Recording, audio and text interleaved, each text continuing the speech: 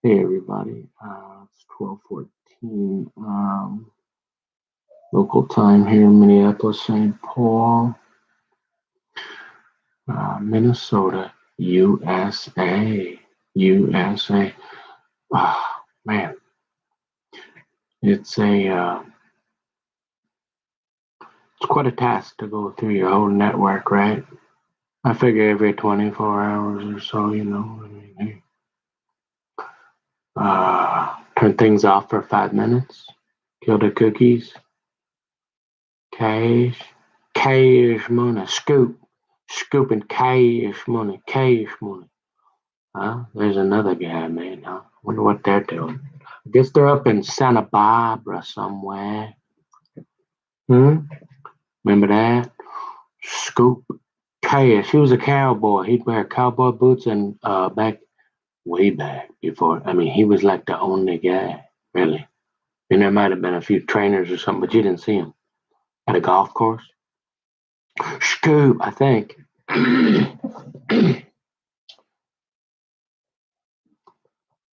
I'm just having a excuse me.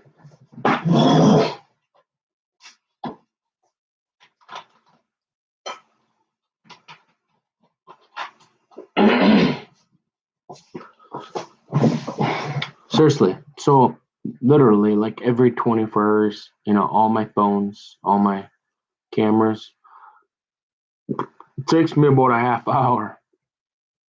Sometimes I'll wait longer, but I just feel like it's good to do a hard shutdown, reset the networks, just to help, refresh the computers and give, I don't know. I mean, you can't really stop above the law hackers like Anonymous or whatever, but hopefully we cannot make people, hopefully people could start to understand where I'm coming from and realize that that's just the way I think, and hopefully people don't want to maliciously attack and hurt me anymore. And that's a go. Hey, people at government, like, seeing that I don't want like big government in my business. Hey, well, here you go. I'll give it to you. No, we don't. Y'all ain't got, you can study me right here. You ain't gonna take me no more. I mean, I might turn the cameras off to get with old Hefty Kingdom for a little while or something, but hey, I'll turn it back on for you. You know what I mean? But yeah. So hey, we ain't gotta go to no. We ain't gotta go. You can do it right here. There you go. I tried to turn the mobile on. I might. You know what I might do? It says my channel is not eligible. Does that mean I can purchase? I can pay, upgrade my channel? How did I do that? I want to upgrade my channel so I can pay. So I can unlimited live stream. Oh, now we're talking. Ooh, gotta get that GoPro live on the horn for that polar bear over there.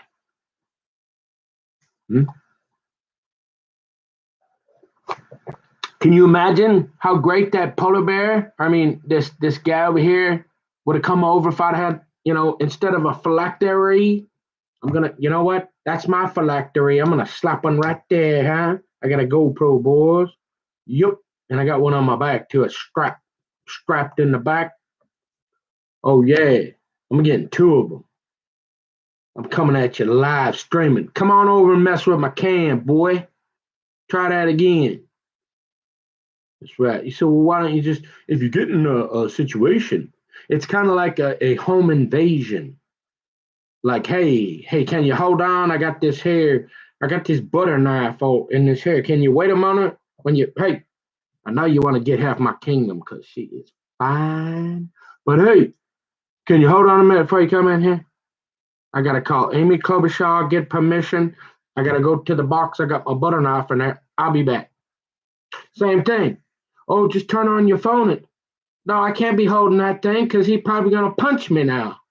The way he's acting coming over there, I wish I would have thought of that earlier. If I'd had that on cam, I'd have take that right up to Chief Peterson. We'd be having a talk with this guy, huh? Yeah, we going to the downs. That's what we're gonna do now. Now we just gotta figure out how to get one without him tampering. You know what I mean? You ain't gotta admit me no more. We're anywhere. Hey, you ain't gotta take me nowhere. You can study. I got y'all. I got two cams. I tell you what. I'm gonna upgrade this channel. I'll get you. I'll get it all going. Yeah. Hey, it take a while though. It's a full-time job. You say, well, we really don't need to do that anymore. Well, you're right. If you got that iPad and little tiny Timmy on the home, oh, he'll shut it off for you if he get mad at you. Did you say something about homosexuality? Oh, guess what? Oh, your iPad. Oh, you might maybe you want to call Verizon. Maybe you want to call your grandma. Maybe you want to call mama, the bank, take that cash home and cheat. Yeah, I think I'll call Verizon. You want me to call Verizon and see why? How come the laptop, that number on the back, Tiny Timmy? I think I should call them. And do what? Why? Hey, cause I talked to the Department of Defense, that United States military. He told me to call you. Come on, dude. That's what he said to me. Can you believe that?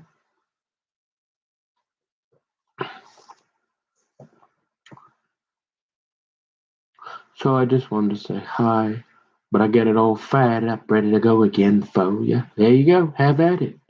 You want to study me, observe me, and besides, you want me in my natural habitat so you can get a better case study. Not any double blind, scientific method. Yeah, there you go. No, hey, no sense to get excited, folks. Here you go. Everybody's talking about it. Who's that guy? Well, there you go. Here I am. Have at it.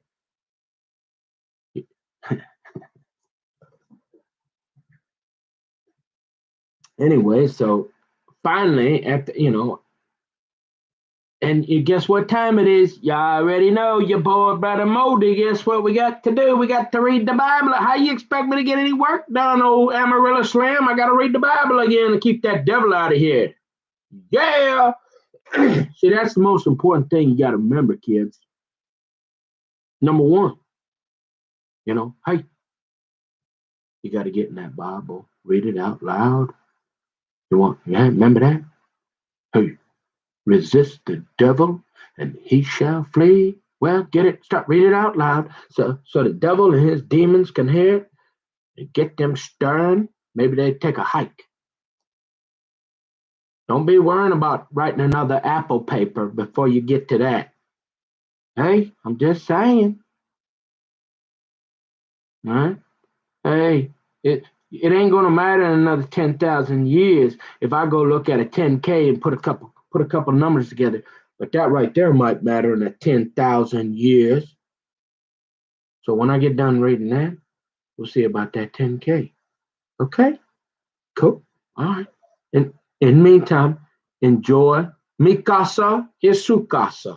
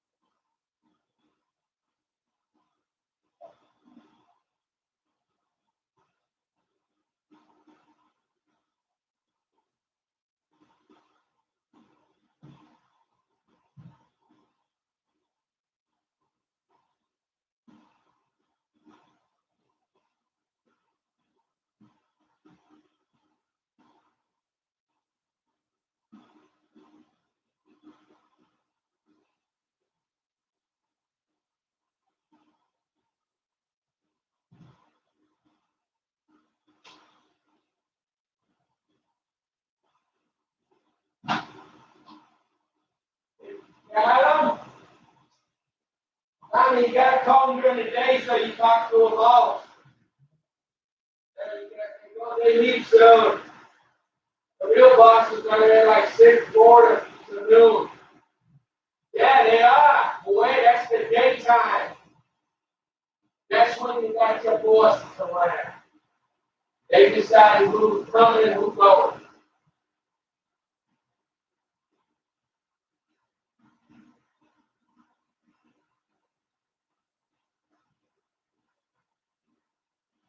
Or you're going to just get more time to tell you that night. I mean, it takes them 2 minutes. You call it, I already got it in the phone site. They said I need to call, I can't get in, my time broke. We send you to them, right to that number right there. That is the VA. It's the VA IT department. God. Please, I'll put out a call Verizon. Figure out what you say the bill increase how much from 120? When were you paying 120? Alright, I'm gonna look. I'm gonna pull the station. I already did this, but I'm gonna pull it and send it to you. I only been right around 150 since we had. I do need to cancel that. But remind me to do that about another 2 weeks, a week or so. That is free on there. Sorry. 30 days for free unlimited. That's not wrong.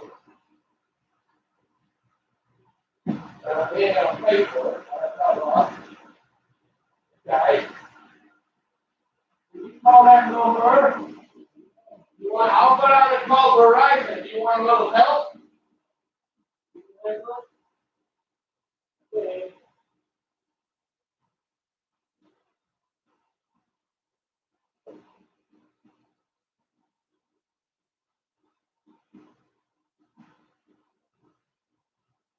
It's like government, man. Government shuts down. The real part of it, they do the things in the morning. And they wrap it up, and all out of there by 2:30, the rest of their days, you don't have to walk on the bench.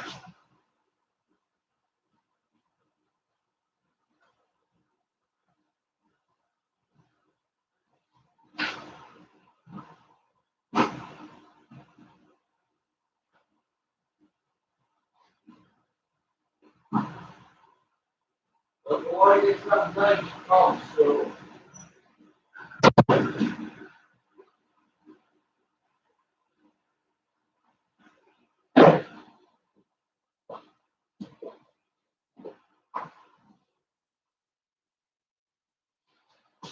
Okay, just took a shower, folks. I just want to keep you guys updated and documented. I think we're making progress in terms of kind of not being trying to find something else to do than tell stories all day because it don't pay the bills yet. And we've got enough material out there to measure what I'm saying. Okay, and I'm opening up my house. You see, we'll see how weird I am. Now, for example, it's 12:37. My dad, well, one Papa, two Papa, one Papa, two Papa, two Papa, three, one Papa, two, one Papa, two Papa. So two Papa, dad, whatever, friend, the guy, you know that guy. Excuse me, Milda's son, you know, the guy that hadn't had a drink in 50 years? Yeah, that guy. You mean the guy that, they had a gang called the Diablos on the north side way back before all you homeboys? Yeah, we was the original homeboys. Remember that? Yeah, but y'all was a little crazier. So, hey, they didn't have guns and all that. Uh, so you say, well, he want to figure. I'm pretty sure he says the Verizon bill went up. Okay, and I'm saying, well, I don't think so. I checked this. Y'all already see. I think but I don't know for sure. So Amarillo Slim saying, hey, come on, buddy, I gave you a little time there. Come on, show me a little something here. And I'm saying, look, you seen what I did all day.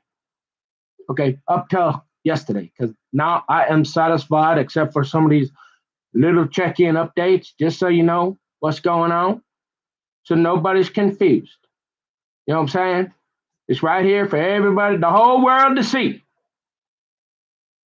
Okay, I'm right here, and I'm satisfied, like I said. So I think it's time to try to get some work done. You know, I'm out. Hey, it's your favorite turtle, but it's like, all right, so I gotta do some of that. But right now, see, I got how you want me to do that when I got the guy upstairs? See, I gotta respect my elders. Remember all that about the boundaries?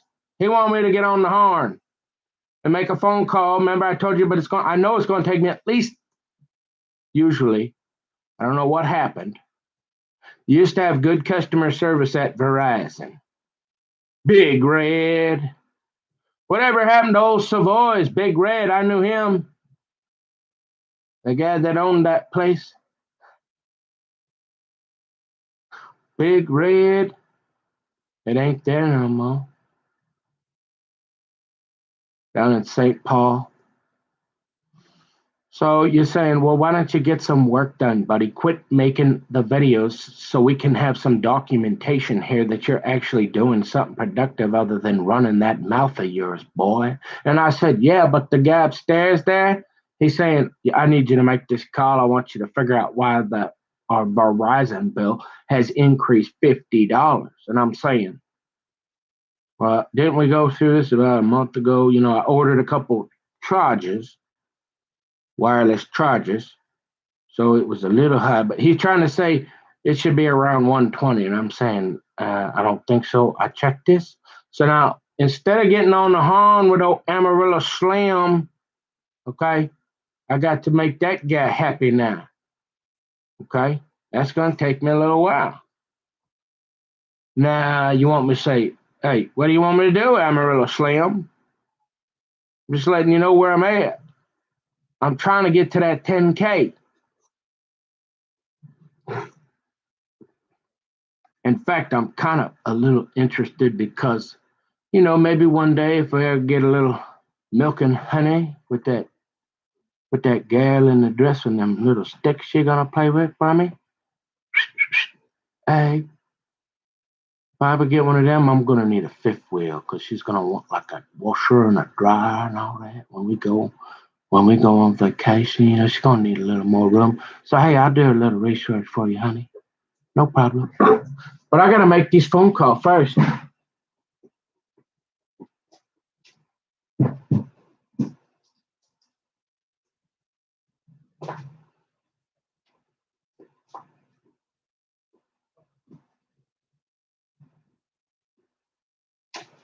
So let's not get excited here, folks. Let's work this out. If you got a question, I got the chat going.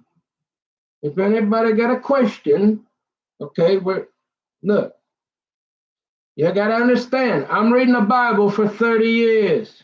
A Christian, I'm giving you the Judeo-Christian perspective, the way what I've seen and heard and believe.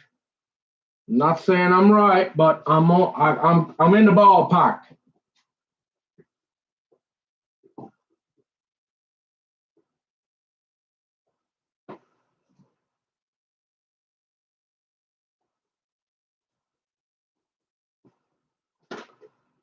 Now, it's up to you to decide what you want to do. Every once in a while, I'm going to give you an opportunity of how to get to heaven from Minnesota or wherever you're at, okay? Because the bottom line, it ain't about writing another Apple paper, yo, with that atomic clock right, boom, ready to go, huh? Right? So after you get done doing that and reading your Bible, checking in to make sure they don't make you crazy, well, then you see what kind of work they want you to do. Because without that, all that other stuff, it ain't going to matter in 10,000 years if you got another 10,000 Apple papers or another research paper.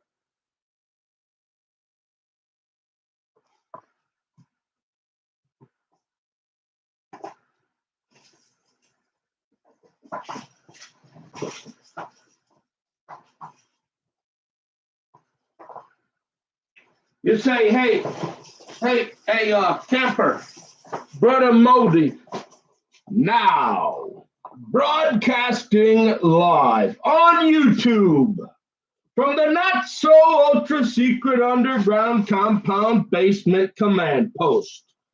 Not so extra secret. Listen, sit down and give us a balanced perspective of somebody in your life that you cared about and you again don't have contact with, and where maybe it wasn't all their fault, or did any of these times where you don't talk to anybody anymore, Nick? Did you ever do anything, or well, not really, but there's times where I'm not there. They didn't really do anything. It just seemed to, and it's family, and you're like, what happened? Sure, I got one of those. Let me get my coffee.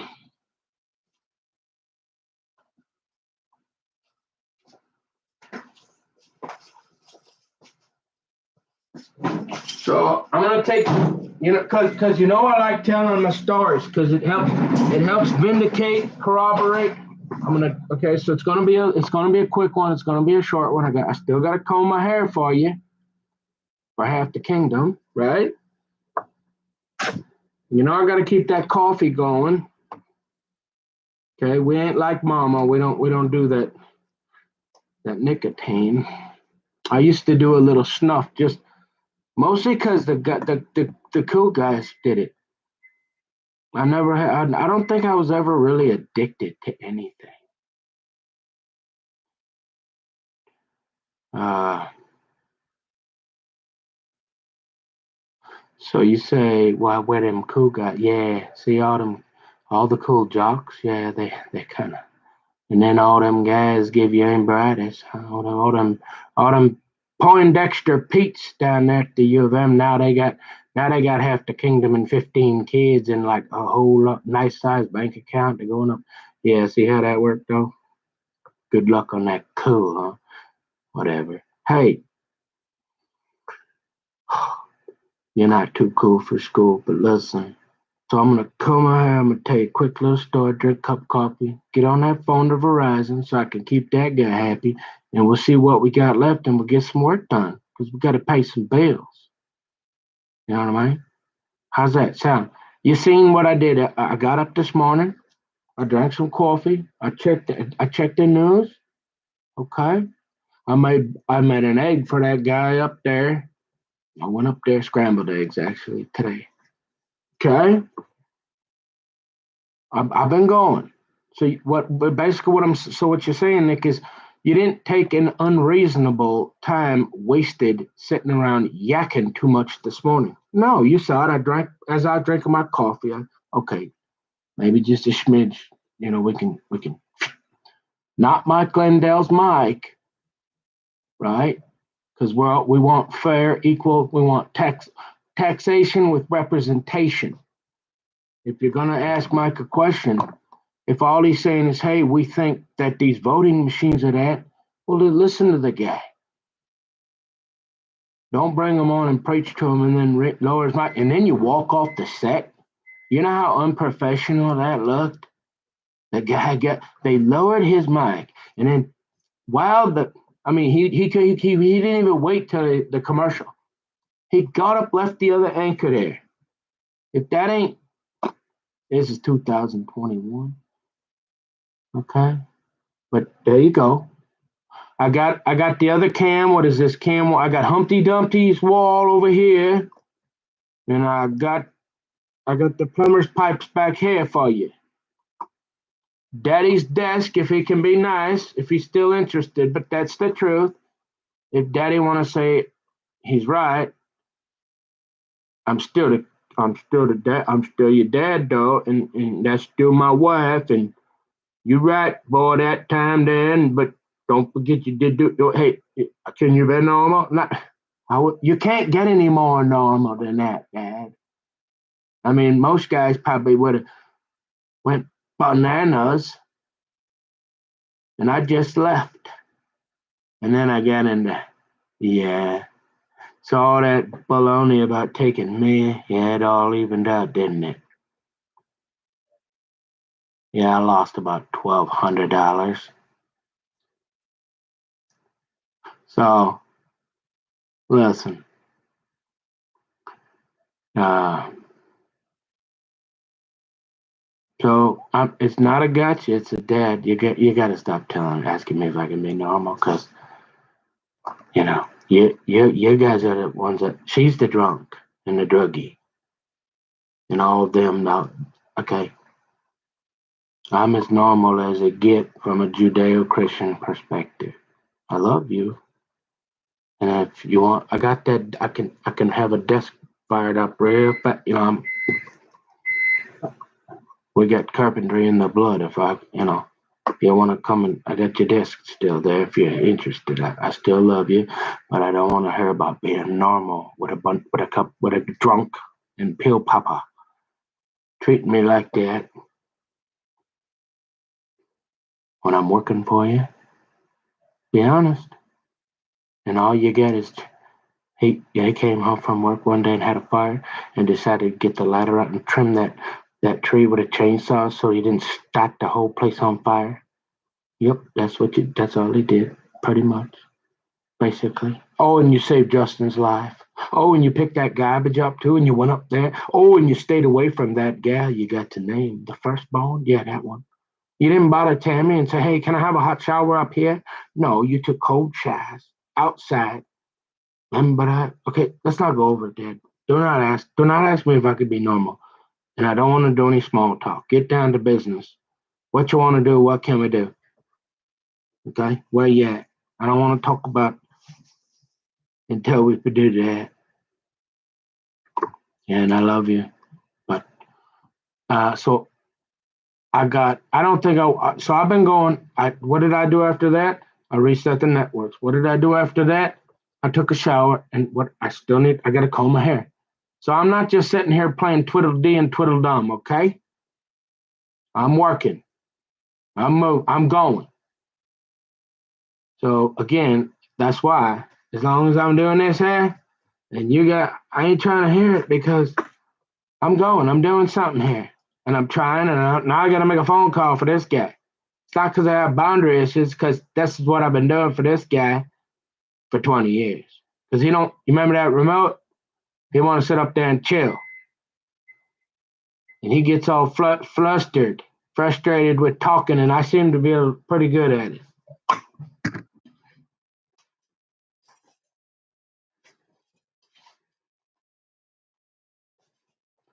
So if old Amarillo Slim gonna get on the horn and say, "Hey, come on, buddy, you got to get a little something done for me here, pal. I'm trying to reorganize you. You're making this real. I mean, how much more easy you want me to make this? Hey, it's you or him. You gonna give me a place? I mean, you gonna help? You gonna pay to help pay half the bills here? I gotta be friends with him before I go doing something that ain't really gonna matter in 10,000 years.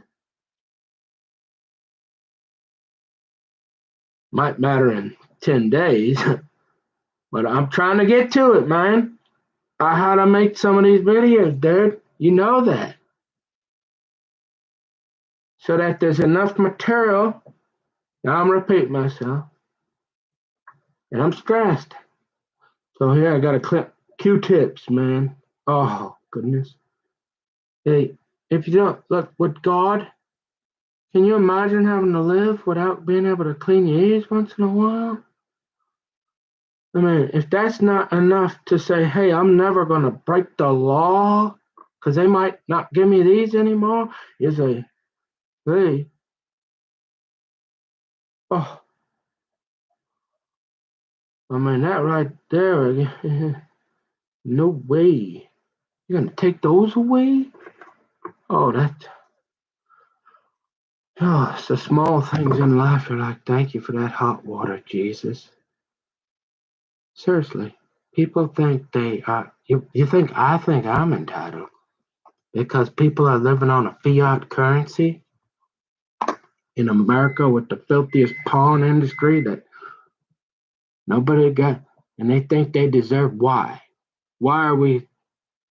other than we was, you know, we saved the Jews in the World War II. What is so special? We don't make anything anymore. Big Don, he'll tell you, look at our roads and bridges, they're all crumbling. What's so special other than, this is my country and USA? And okay, are we getting smarter than them Russians and them hmm? The Indian, the Japanese, the Chinese? You think we're getting smarter? And they all hate us? Well, some of them. What's so special? Why should you be able to sit around and do nothing, eat Cheetos, play video games in mama's basement while we wait for doctor, lawyer, or accountant to say, hey, we ain't doing that. Why would I go to school? Right? You wouldn't. So you say, hey, let's find a little something to do. Hey, look at old Nicky boy. He been moving all morning. He might be a little slow, but he's still trying to do something. Leave the guy alone.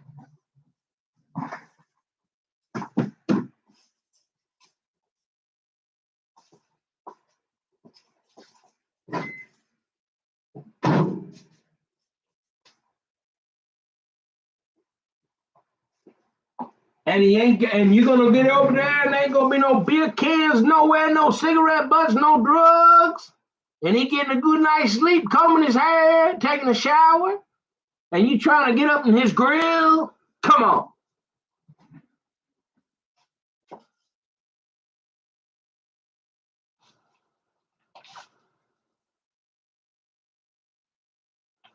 So you say, what's this story?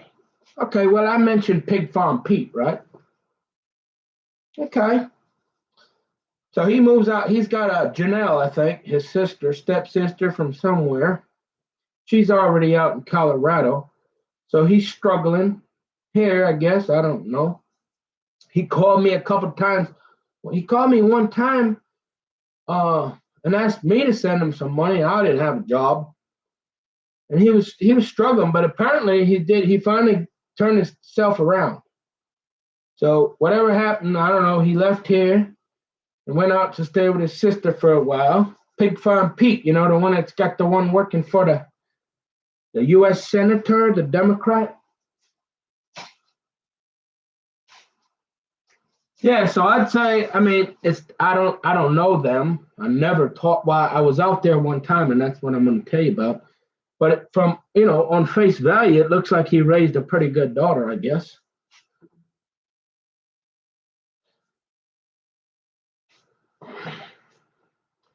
Which actually kind of surprises me for a guy that's got Aussie written across his, them other tattoos and stuff, and he was kind of a little roughneck.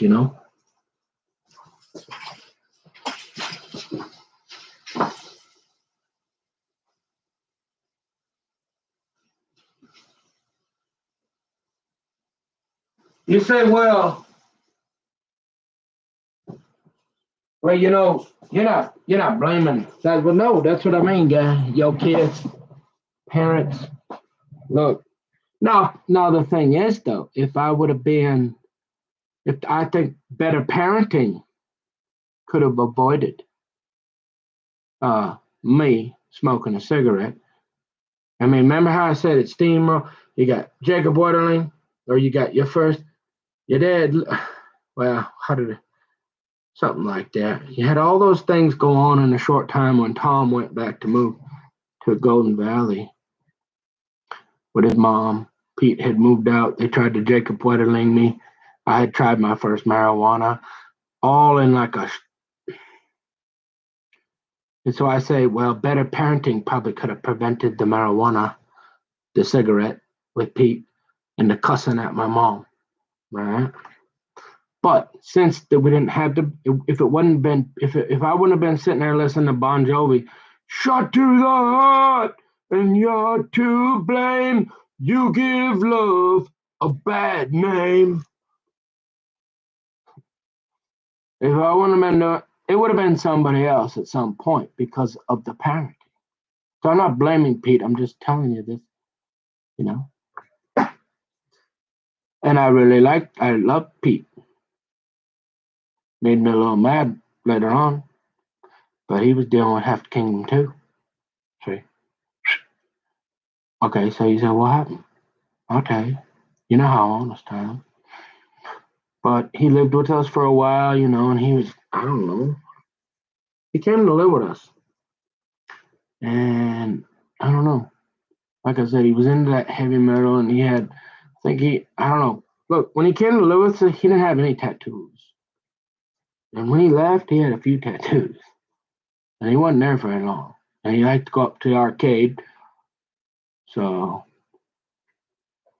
but I don't know. Looking back, if I was a parent, instead of focusing on the ESPN network, and it's tough to stop them at that point, right? Because remember the whole, you go back to I feel like in order to have real parenting, you got to be there right from the start. Otherwise, if you don't have consistency in that the father, then it's tough to get them to listen to you later on. Especially if they've had a stepfather and they're having their own. All it takes is a little emotion, puberty, whatever, and they get to talking to their dad and saying, "Hey, you take a hike, hit the road. I don't need." But for example, here's one of my things where I would have said, "Hey, y'all, you and Pete, look, I don't even did he ever know about it. I'd be like, you see that arcade up there with them big boxes the size of that Liberty safe? I don't want you in there. They got guys up there. They're no good. You don't need to be on them video games. You need to be studying your books. And I don't want you to get on the pot and they'll be smoking cigarettes." That's what I would have done. And if you don't like that, well, back then you could probably discipline your kid. Now, if you tried to do that, you might have child protection come in. So it's kind of tricky. But, anyways, that's what I would have done with us because we had no business. It was nothing but bad news. Okay. So he says, okay, so Pete goes out to Colorado. And he does, I guess lives with Janelle for a while or something, and he gets a few different jobs, and then he's working, and he meets a pretty decent gal. Well, she comes from a nice, pretty good family, and she's like lives with her grandma or something. And they're okay off, I guess. And met her and then Pete's working at a restaurant for a while or whatever. And then they're still together and they have what, like 3 or 4 kids or something in that one. So obviously they love each other and they figured out a way to stay together. So they did something right. They worked through whatever they did. I didn't. So Pete, I went out to visit him one time and he was working on a job site. So when he learned how to become a handyman and carpentry and kind of an overall, they stayed in different apartments and he was like the maintenance person. And so he did pretty well. He taught him, I learned some stuff and he made it out there he met a nice girl that had a really nice grandma, right? So you say, okay, well, so I go out there. And you say, what made you say this? I noticed Pete posted something on Facebook for Tom and I didn't read it. I don't the only thing I do with Tom's phone, and it's because it's on the network. And we have these things called hackers by the way, did I mention I'm broadcasting around the planet? Yeah, you might have said that. So okay, so I'm trying to, yeah, you know what I mean? So I do the same thing to his phone. I don't go in there and read or see his calls. I don't try to be intrusive because you would have issues with boundaries. I respect that. I mean, there's a certain amount you can't, when you click the phone to even restart it or go into Google and say, hey, yeah, all time, I want to delete all this. And then, I mean, sometimes, like I said, I just seen Pete suggest, and I just swiped it. I didn't look, but it made me think of Pete, and I thought, well, there's a good story because I'd already mentioned Pete that would show my integrity and my fair and balance. And I still don't quite know what happened, and I'd like to know. So I'm going to explain that.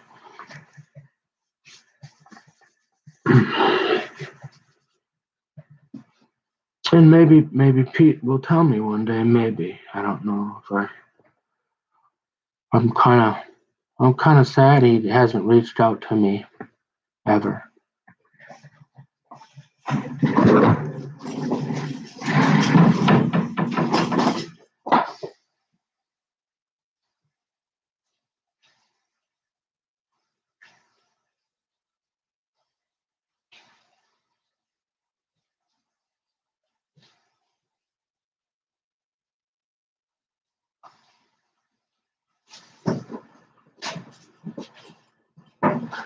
And now Pete is kind of it's legal out there, right? Back in the day when I was out there, I'm 44, so this would have had to been when I was like this had to be nearly. Wow, Blaze was a baby, so she's like what 20 now. This is darn near 20 years. Can you believe 20 years ago? Wow. Yeah, she was just born, and I was out visiting my father, and I was kind of maybe taking the train because I used to enjoy taking the Greyhound around. Actually, when you're younger and you're not so big and sitting in those little seats, it's cool talking to people and taking. I didn't mind it. Sometimes the bathroom got to stinking, and but for the most part, that back then, it was kind of a. I like traveling that way a little bit because I don't like planes so much, right?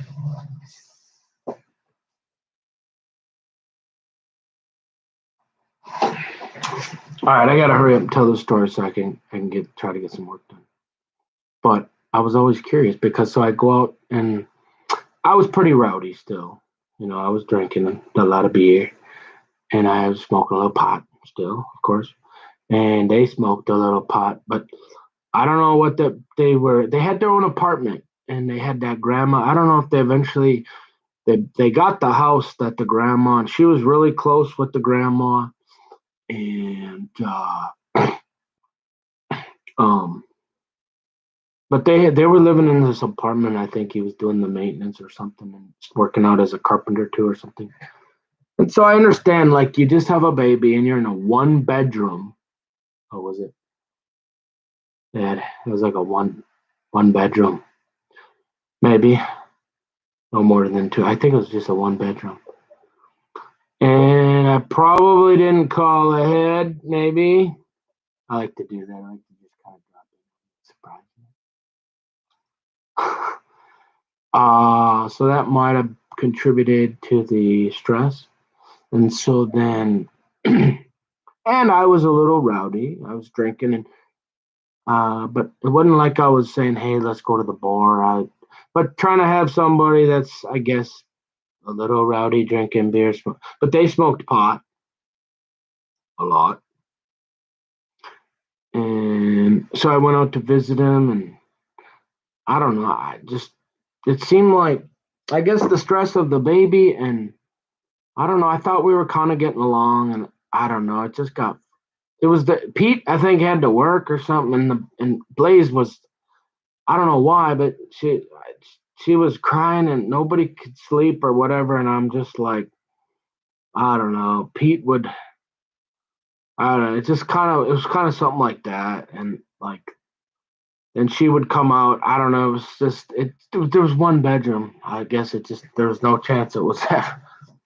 Um, and so I might have said something like, I don't know if there's two bedrooms, but I don't know.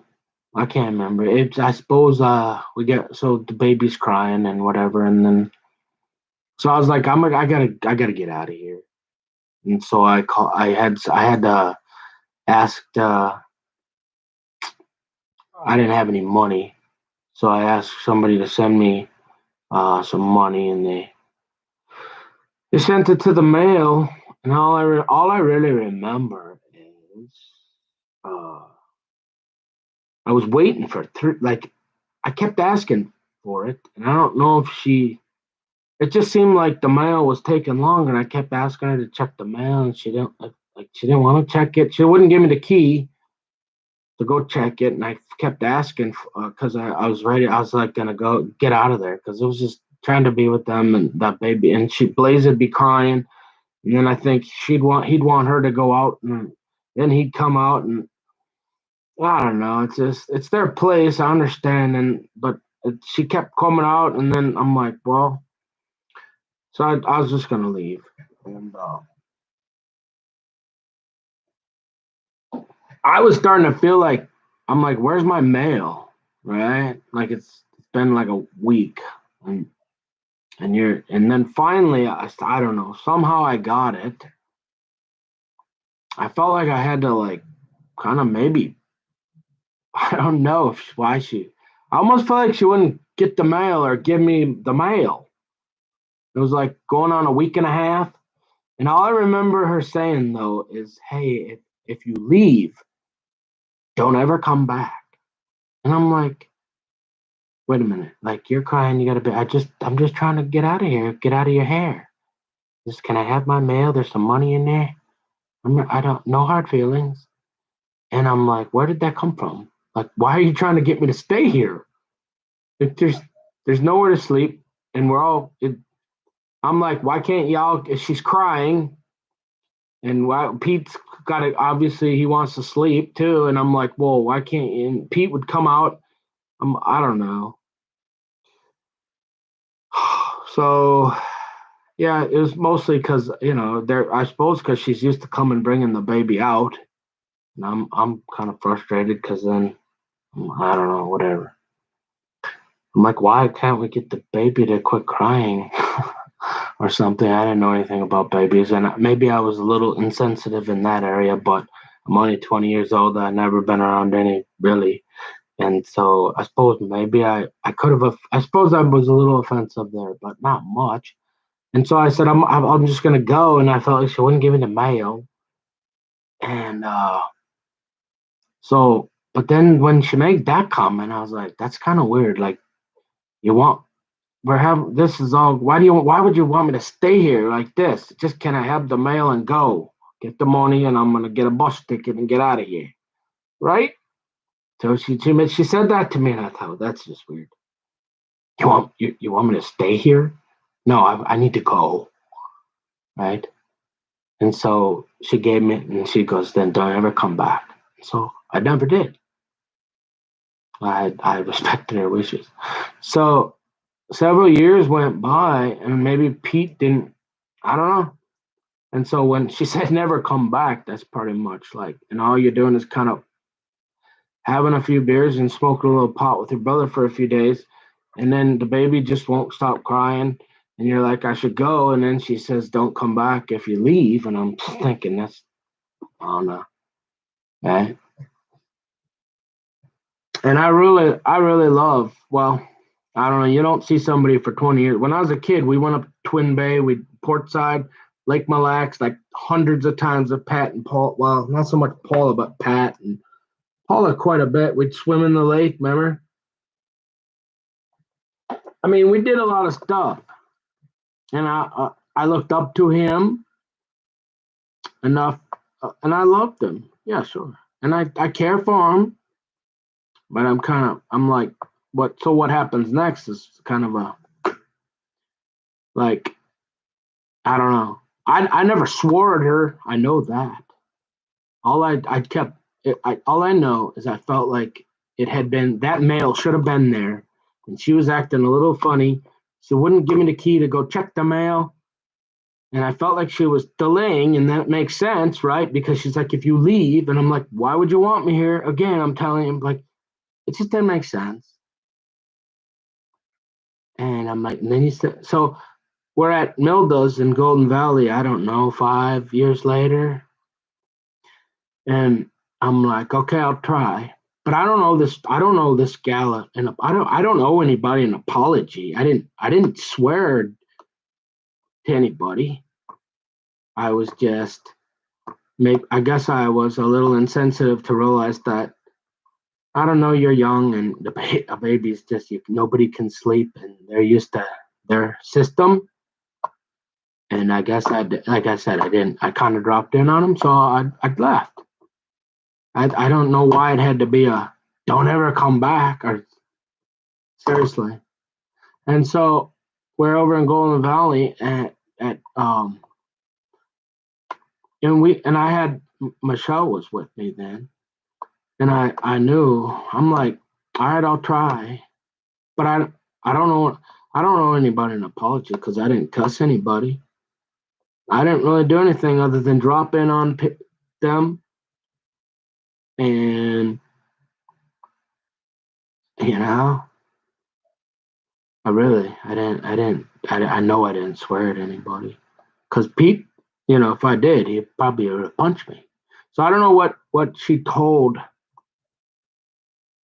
I don't know because he wasn't there that day when I left, and then she had said, if you leave. Finally, I got her to get the mail, and all of a sudden, it's there. Like after a week and a half, and I had been talking to Tom. It was like $100 back then. Not for a take something to eat and a bus ticket out to California or something, right? And I'm like, finally, and so we're in Golden Valley, Minnesota, right? And Pete, it was just weird. Like it wasn't even, hey, how you doing? Sit down for a while, let's talk about it. I mean, he jumped all over me the moment I came in the door. And I had told Tom, I mean, I don't know what, I haven't talked to him for a while. And so I'm like, dude, you're way too up in my grill, man. Like, why? He's like, I mean, I thought he was gonna punch me. And I'm like, dude, and he was all red. So I don't know why he was so mad. I didn't do anything weird in his house. I was only there for a few days or a week. I thought we were doing all right. It's just the baby and I'm the I think only thing I might have said was, "Will you go in there with the baby or something?" Like, why she want like because she was being quiet in their room, and then she'd bring her out and she'd start crying when she got away from Pete because Pete sleep.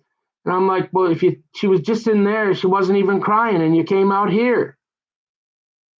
Like, if you go in there, she'll be quiet and we can all sleep. Yeah, I think that's what it was. And that's all that happened. And then she said, if you leave, do not come back. And I'm thinking, why on earth would you even, you want?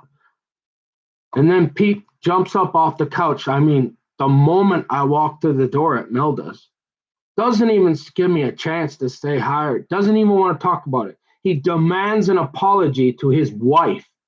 And I thought, dude, you're crazy. You're all red, and you're breathing, your blood pressure, and I didn't even do anything, bro. I ain't apologizing to nobody. And that the fact that you're my brother and everything we went through all those years, and then you got all up on my face, and I turned around and walked out, and I left, and I never talked to him since. So I didn't do anything that warranted an apology. Maybe I was young and a little wild, and I asked you to go because the baby was with Be Quiet in the room with you and Pete. And you kept coming out, and I'm thinking, yeah, it's your house, and you're used to doing that because if the baby's crying, you should probably come out. But when you kept coming out, the baby would cry, and I'm like, hey, can we all get some sleep? And so then you got mad at me for that. I think is what it was. This is 20 years ago, right? But then when Pete demanded, I was gonna try, and when Pete got up all fired up red, like I don't know what he told her or what he thinks or what's going on in his mind. I know they smoke pot all the time every day for the last 50 years. I'm not saying that contributes to it, but I don't know what's going through his mind. But he's got no right to get up and demand an apology to his wife. Now, if he would have relaxed and if he wasn't all acting all crazy like I was doing something weird in his bathroom or something, and he would have said, "Hey, bro, can I talk to you for a little bit?" And he said, look, I don't know if he would have come to me and been like, hey, this is what I would have done. I would have been, hey, it's nice to see you. Missed you. I don't know exactly what happened. You dropped in on us. Hey, whatever. Love you. I'll tell you what though, she's upset. I don't know exactly what happened. I came home and you were gone. And she said she checked the mail, got some mail left. But would you do me a favor? And would you go to her and just say something so that we can all get along and just chill and have something to eat with grandma and everybody and forget about this and be brothers again? I would have said sure. But the fact that he got all fired on the horn right in my face, like he's got something to prove in front of his wife like that, I wasn't having that because I didn't do anything that deserved to be treated that way. And I didn't like it. And I felt like intimidated because he was still a lot. I was only, he probably still could have beat me up then. Not now. But, and so I was a little nervous and I was a little scared. I felt like shouldn't have talked to me that way. I didn't deserve that. And I felt like he did it to show off in front of her. And I don't know what he told her, what she told him that day because he was at work. He wasn't there. And so I never talked to him, never called him. And he never ever called, ever. Never asked about me one time. And so that's the honest to God truth. And so, hey, I'll report, you decide. You can say, well, sure, there goes another one where it kind of, but I don't really think she did anything. I don't know what she said to Pete. But again, I don't think she cussed at me. And I know I didn't cuss her at that time. I remember it just it was the baby thing. And I asked her to go because, it's logic. Hey, I know maybe you're used to coming out, right? Go, but the baby will be quiet and we can all get a little sleep. And she got really offended. And after that, I don't know. So just another person that I guess didn't really like me for whatever reason. But that's my brother. And so then, like I said, if it would have come to me on more of a mellow, like, hey, bro, like, let's just work this out instead of getting all up, like, demanding an apology and, like, for what, dude? Like, I didn't do anything. So, yeah, I don't know why. And he's been smoking pot every day since. And I don't know. But apparently, like I said, hey, they stayed together. But she told me not to come back. He did that. I wasn't okay, cool. Um, and it hurt because we were pretty close. I considered him my brother, and then so I lost a brother.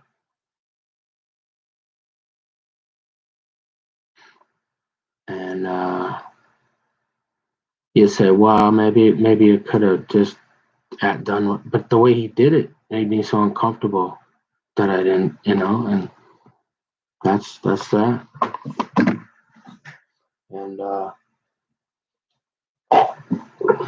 um, so Scott's truth, and just another one where it kind of went bad, I guess. And I'm not bad mouthing anybody. I understand he was under super stress, brand new baby, working probably two jobs. And I did admit, stop dropping in on him. It just kind of went bad. One bedroom apartment. It's pretty reasonable to expect that that's not going to go very well, right? So, for whatever reason, after he did that, I figured I deserved him to call me. So that's why I never reached out to him again. And, hey, the rest is history. So,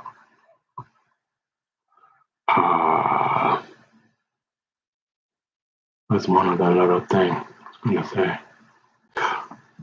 Well,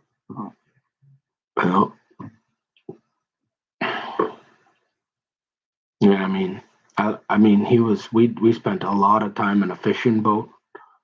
And I was close to him and not Pat, his other half brother, at all. I mean, we're sort of close, but not really. And it was kind of funny. One time Pat stopped over after that, I think. Did he? Yeah.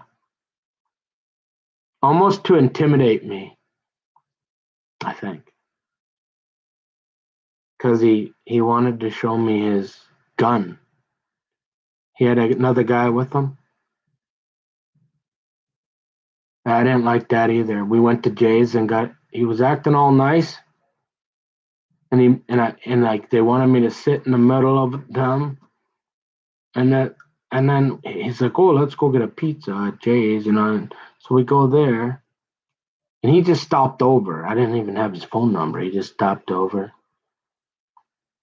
and then we had a pizza, and he made a point to stop. Like I can't remember exactly, but he wanted to show me his gun in the glove box, and I'm like, "Oh, that's nice."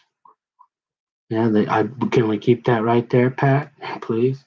So I don't know. It just was kind of weird, and I never talked to him again. Well, I tried to call him one time, but we never really talked ever again after that either. Never saw him again, and he moved to Texas or something. So, and he was really close with Pete, and so Paula has always been very, very respectful. We've always pretty much gotten along. She's never ever said anything that offended me, and I've always really respected her for that. And I'm glad because if anything ever were to happen to Tom, that's the only person I really call at this point. So I'm trying to hope to keep it that way. Like if I had to call and say, "Hey, by the way, Tommy's dead" or something, I'm gonna call Paula. So, because I just don't feel like after all this time, again, it goes back to, hey, that's cool. You lived your life. You smoked. You got to. Oh, and you raised good kids, right? They're pretty successful. Graduated high school smart and Blaze, and I'll give you the compliment. Like, given the fact that you're a parent that smokes marijuana on a regular basis, I think you did pretty well with Blaze. And she's graduated school and PSEO and all that with a political science, and now she works for a congressman. I mean, hey, that's pretty awesome. I mean, hey, you can't. I mean, what are you gonna say about that? We probably disagree on some things politically, obviously, but and we probably agree on a lot too. But I think that's pretty awesome that and you stayed together. Hey, you did something right. If you kept your half the kingdom from leaving you or pissing her off to the point where she late, you figured out how to stay married. That's pretty cool. I give you that. But I didn't do nothing and I missed you. But now it's like I don't smoke marijuana no matter what. So I don't, it makes me uncomfortable. The smell, it just does. And it doesn't go well with bow and arrows. Oh no, it only goes well with bow. You remember? If you're gonna play, I don't care if it's legal at the state level. And they'll probably change that, but Blaze will probably be working on that on the Fed level. But until then, you probably only if you're going to be doing that, you only want to be messing with butter knives and bow and arrows, before. So that's cool. But what could I do for? I only got so much time in life. I only got so much time to small talk anymore, right? What can I do? Can I help make anybody a better person? Can you help me make me make better decisions? Can you get me towards the goals that I'm trying to go that you've already had? And I'm still praying that maybe I can get there. So I'm saying, that's cool. I love you. I care, but I don't like the way you acted to me. And I don't, like I said, but I don't know what she said to you. Maybe she said I said something that I didn't say or something that really frustrated you, but honestly, I don't know what possibly other than asking her to go back in the bedroom because the baby would quit crying. I cannot possibly think what you'd be mad at me about. And that's the honest to God's truth. So, and then you got to stepping to me, and I'm just like, later, bro, I ain't gonna fight you because you probably beat me up back then. We never talked ever since. So, but hey, uh, yeah, and it don't take much to offend me. But I just felt like the way you aggressively came at me, and you never are like that ever, and you never been that way with me, and I never seen you get like that, except for when that one time at the bus stop when that guy was picking on me. You went down there and took care of that. Well, he never did that again, you know. So, hey, hope everything's good with you. Have a nice life. But I don't do none of that. And I honestly, it's not. It's I just don't even like to be around people that really do it. I don't want to be associated to that because I don't like bow and arrows, and they've been trying to do that to me, and I want to go deer hunting and all that, so I don't want to be around people that do that. So there's no misunderstanding that that's just not a part of my life or anybody I know. Even if it is legal, I don't like it. And so, hey, I love you and hope your life is good. But after 20 years, and then you never even called to say, hey, maybe I was wrong or what's going on here. And so now I don't really know what there'd be to talk about. So there you go. And now I'm gonna go and finish combing my hair. So there's a story where I told honest where, hey, I don't really think anybody did all that wrong, and just it just happened. And I'm sure maybe the other family members would probably wonder why we haven't talked for 20 years. And there's the story. Uh, and it's honest God's truth. And maybe Paula. And you know what I really appreciate about Paula is because obviously she knows, and I've seen her a couple times, and she was even struggling. I could just sense just a smidge because she don't know the story. It was more like, why have you and Pete not talked for 10 years, right? But she was never really did. I never did sense like she didn't start to judge me though, and so I was always respected and appreciated Paula for that. I picked up on that. She might have kind of been wondering, but she didn't get snobby and snooty, like and assume anything. And that's her blood brother. Okay, so I really respected her for that. And yeah, it is what it is, right? Right. Anyways, so I guess I'm gonna go and try to make this phone call and see what I can get done for Amarillo Slim. But it's like I've been going all morning, or all day here. I'm ready. I'm ready to. I'm ready to take a go Sleepy Joe on them. Take me about a little nap first. Grandpa, I'm old enough to be a grandpa. At least they cut my hair.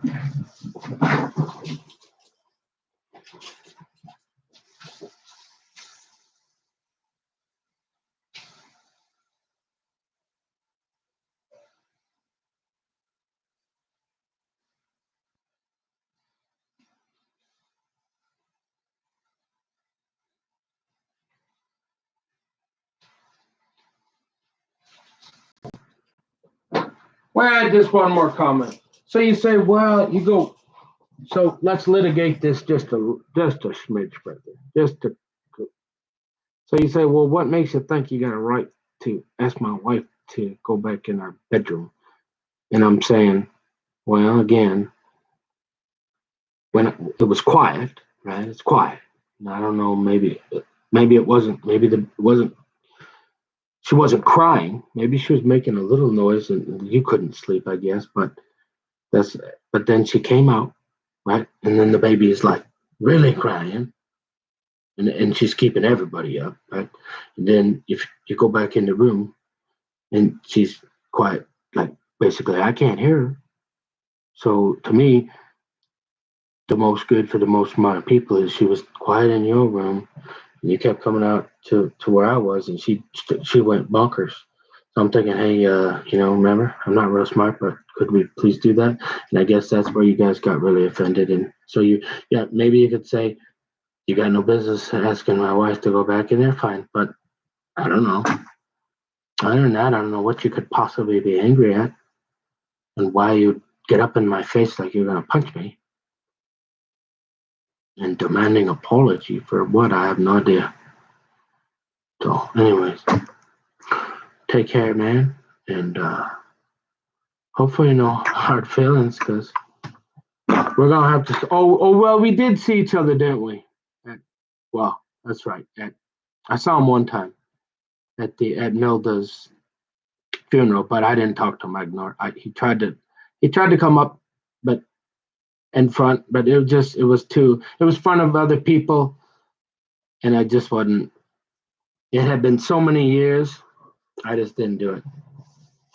But he didn't approach me to say like sorry or anything, so or say hey, can we talk? It was just like he put his hand out to and we were posted up in the front where everybody was coming through. He didn't have time to stay and talk. He didn't ask me to pull me aside. He didn't say, hey, can I talk to you for a little bit? It was none of that. It was just it felt like a show for everybody else. And it had been so many years he had never called me. So I just pretty much blew him off.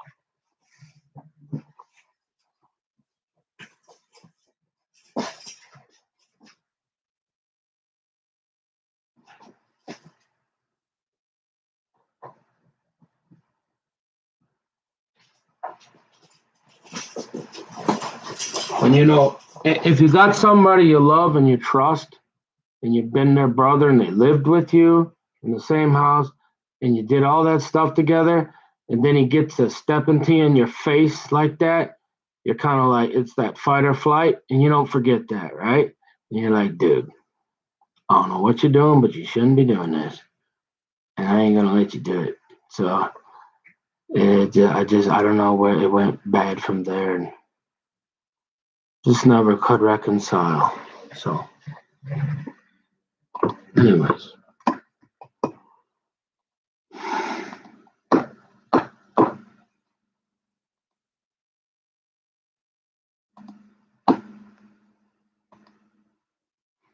In other words, you didn't, after how you came at me, you kind of owed me an apology.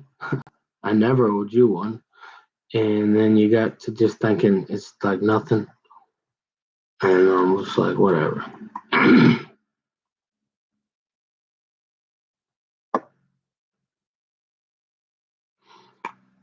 Anyway, so I got to read the afternoon Bible study in the King James Version.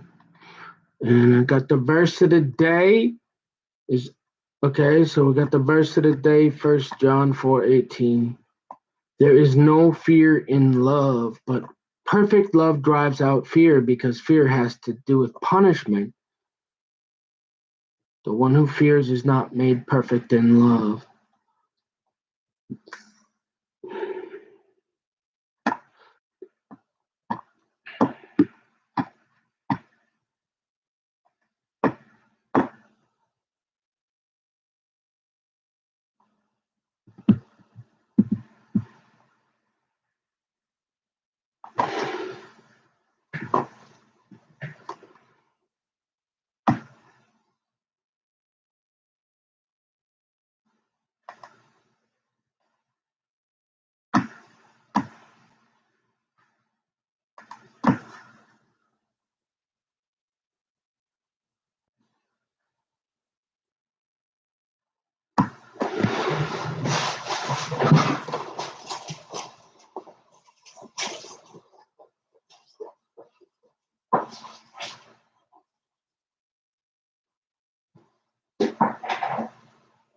Hey, girl, no, I'm right here. Hey, I'm right here, girl. It's okay, sweetheart. No, I'm right here. Hey, come here. Princess. But no. Go to your kennel.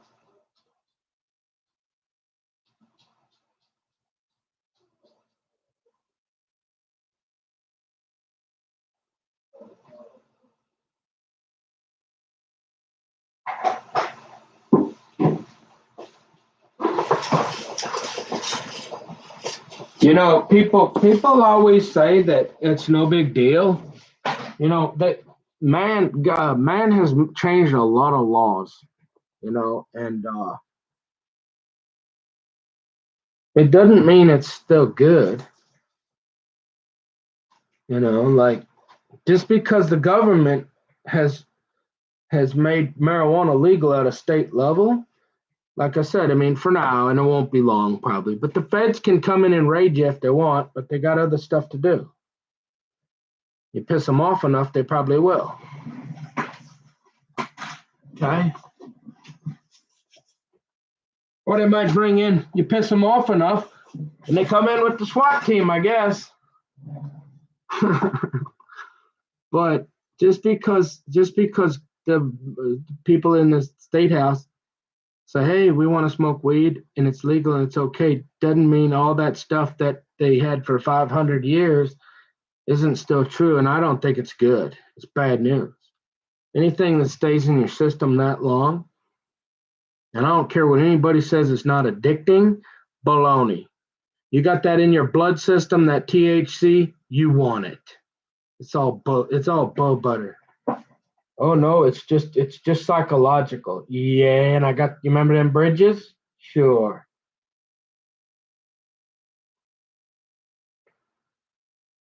Okay, I smoked it plenty. It's plenty addicting. Way more addicting than cigarettes. And they say that's heroin. Like, no, it's very addicting. And it's more than in your mind. It's just another ploy to why they want to say it's okay. That's baloney. And you ought to be worried about something that stays in, like I said, that gets on your blood platelets for that long, up to 90 days, and it depends. Then it's everybody's system is unique, and there's half-lives involved. I mean, it's in your hair and your blood for so. I mean, I don't want nothing to do with it. I'm not bad mouthing. You just don't expect me to change my mind. I'm not trying to stop you from doing it, but don't try to stop me from thinking it's still bad, is what I'm asking. Same principle about that Bible. Just because you've decided, hey, I don't want to follow that, don't come at me and demand that I think like you after 500 years. And then don't when I don't do that, don't start coming at me with lies just because I like naked ladies.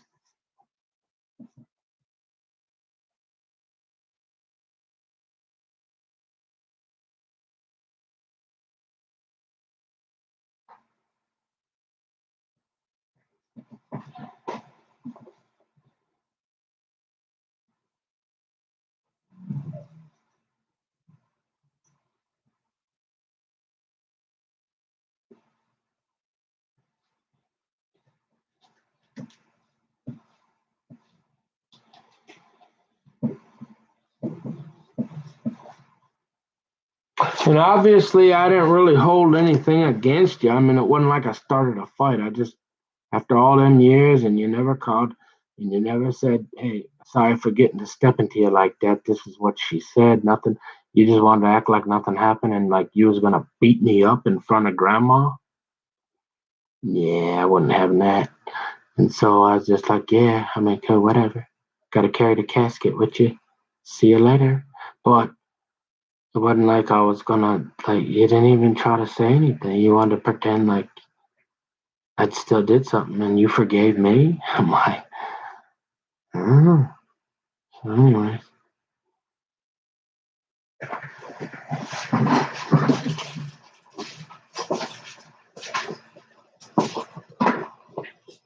and was Pat trying to intimidate me? I don't know. How come he never called? How come I tried to call him one time, and he pretty much like hung up on me? And he came over to show me a gun out of nowhere. And I'm like, do you remember that? And I'm like, what? What's up with that? So I don't know if y'all. Manny never called again, ever. And I ain't seen him in about 20 years either. And I tried to call him one time. And I talked to him for about 5 minutes, and he hung up on me. And I'm like, whatever, dude. So don't want to talk to him either. Call me crazy, I guess.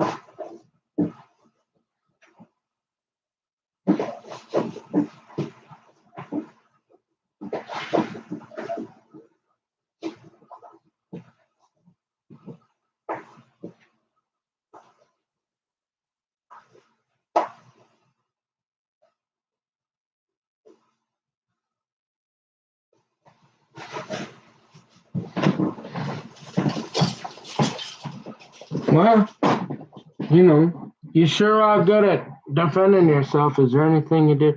Yeah, remember that thing I said I did at the golf course with Matt? And I never got to see him again. And I really liked Matt Eisenshank. If you used to watch the videos, we did a fair amount at Christmas, and I always like look forward to seeing him. And I'd always go over there, and he'd be in his room doing like sending rockets to the moon, doing his trigonometry or something like the third grade. And I always thought he was cool, and he was quiet, he was smart, and he was almost as good looking as me. And like his mom, I think they tried.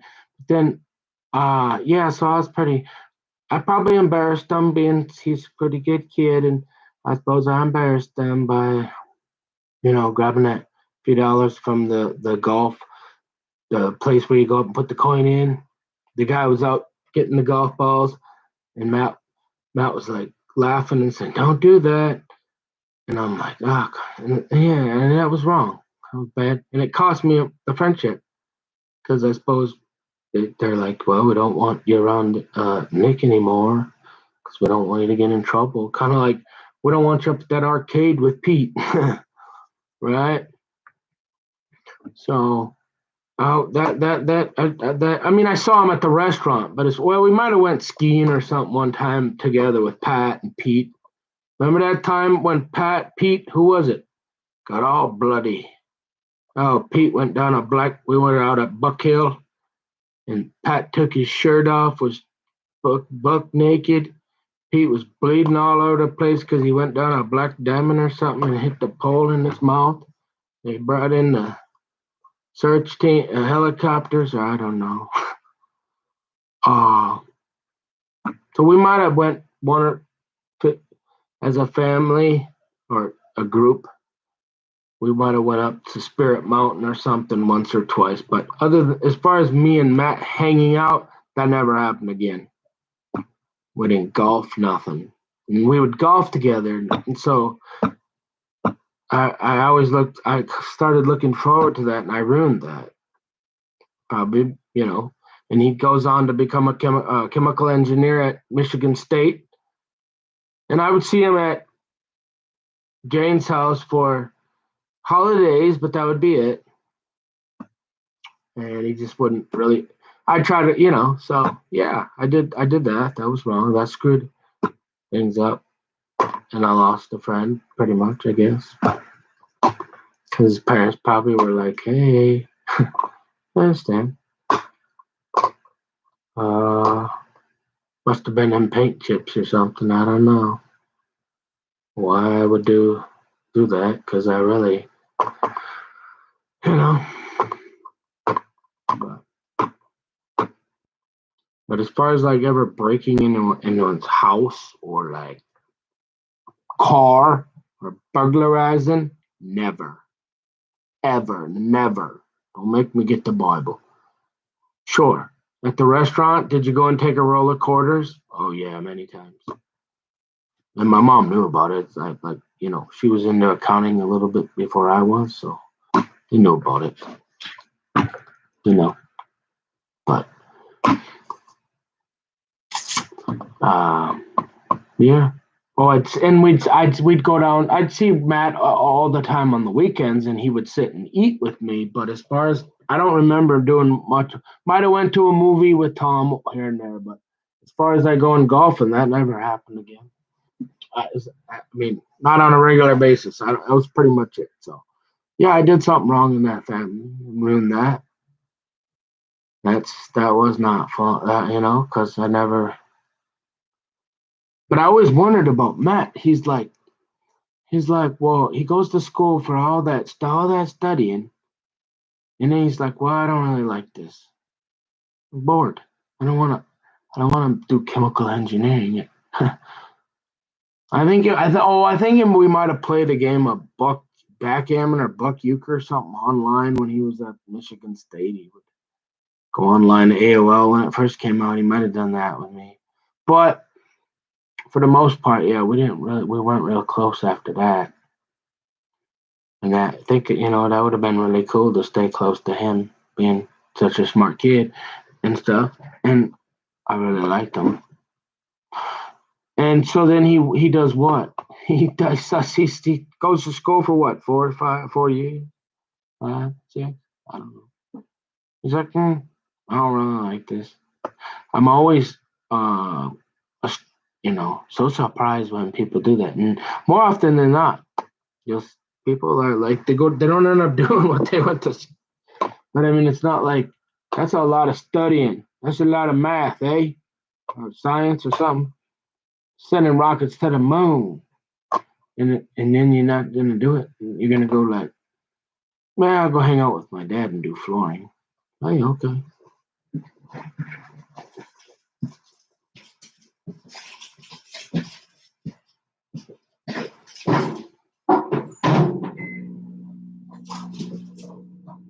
Oh, and hey, bad boy. If you're wondering what the difference between a housewife and a house husband, you see, my step cousin Matthew Eisenschenk, that guy sending rockets to the moon. That guy, yeah, that one. I don't know if he can do it anymore, but I mean, you use it, you lose it, right?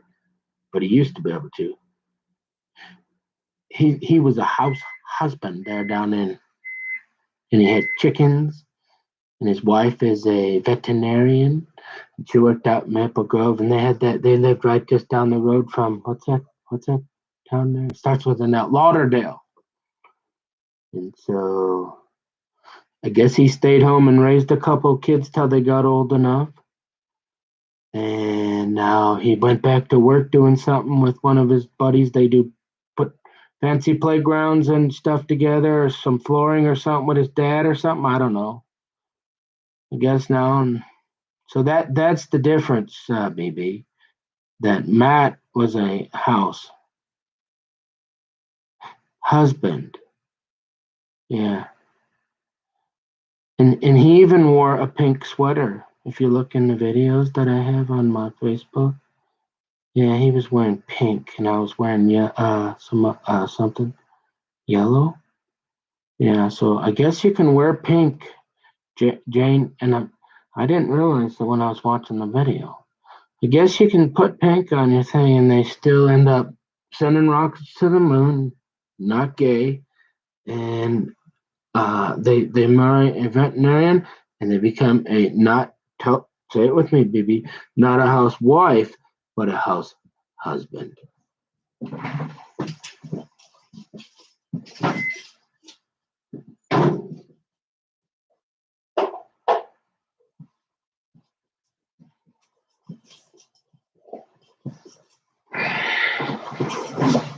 right? And his sister Stephanie, I see him down at Milda's Cafe, the original location, huh? Almost every weekend for 50 years, no, like 10 years. Because Jane and Tom were, yeah,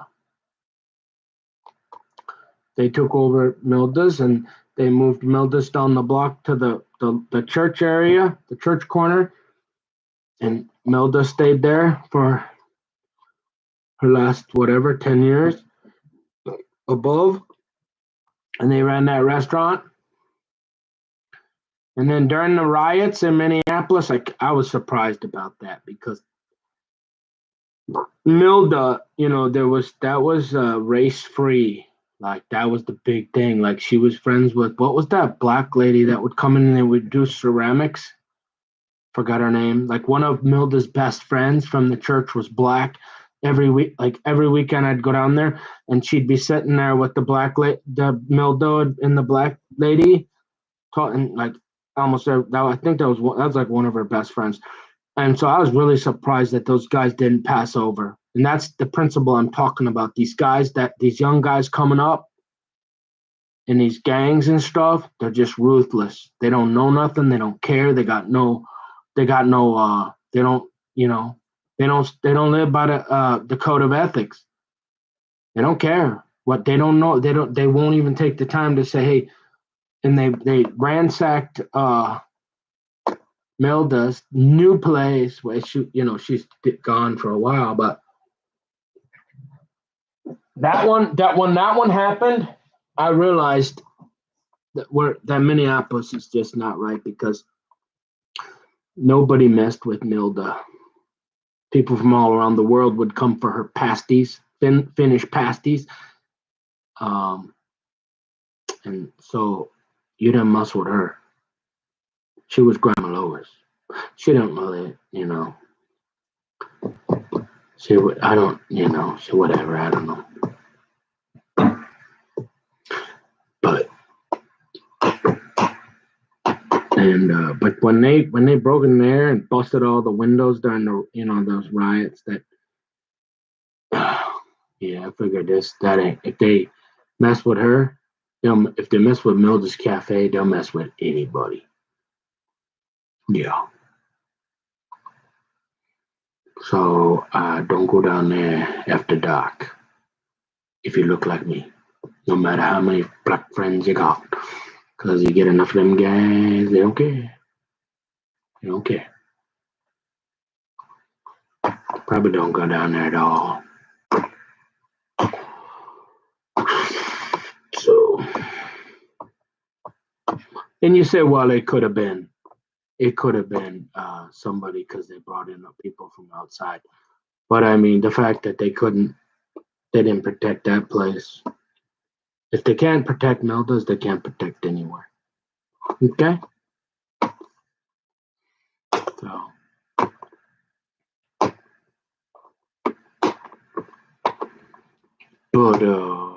Brother Moldy. Okay, enough for story time. Got my hair. How's my hair look? Is there any hair out of place there? I gotta make a phone call now. So, a guy that knows Milda, basically her step grandson. We weren't super close, but I mean, I went over to her house many, spent a lot of time with her. You think I ought to be hearing this? What you think, Cal? You really think I ought to be hearing that? No. You really think the SWAT team should be coming in on a guy with nice hair like this? No.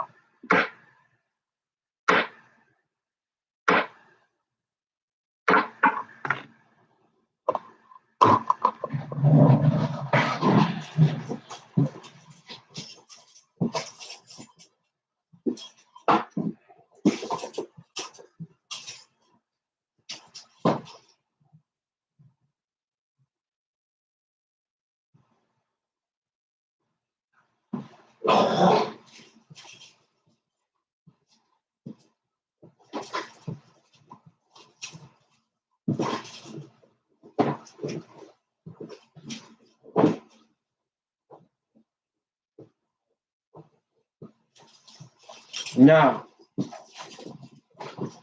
we'll go ahead and put it all out there. I'm telling you. Yeah, sure, there's some stories like where I made a mistake. We all did. But as far as like hurting people and being super weirdo, like what is this world come to? Ain't no Matt Eisenshank, but I ain't no dang Jeffrey Dahmer either.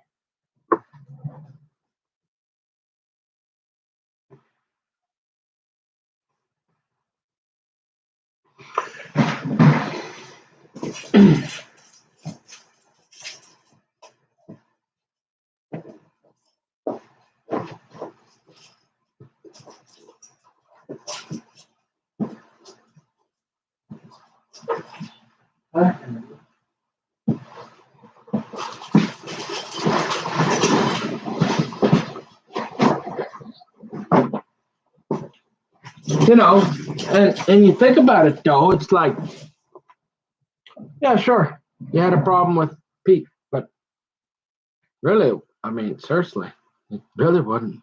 There wasn't nothing really going on. And I was only there a few days, and she wanted me to stay there, or she didn't want to give me the mail. I mean, she made that comment, like, I'm like, stay here with you and that screaming baby, and you're yelling at me and you're angry at me, or you give me that money, give me my mail money, why would I have to stay here? It wasn't like, hey, take care. Sorry you stopped in when we weren't expecting you. It's really tough, new baby, understand, and we only get the one bedroom, and we love you and care for you. But hey, if we ever we move into my grandma's house, oh, and we inherit that, and maybe I'll try again some other time. No, it was like go to hell and don't come back. And I'm like, all because I asked you to go in the room where the baby would stop crying.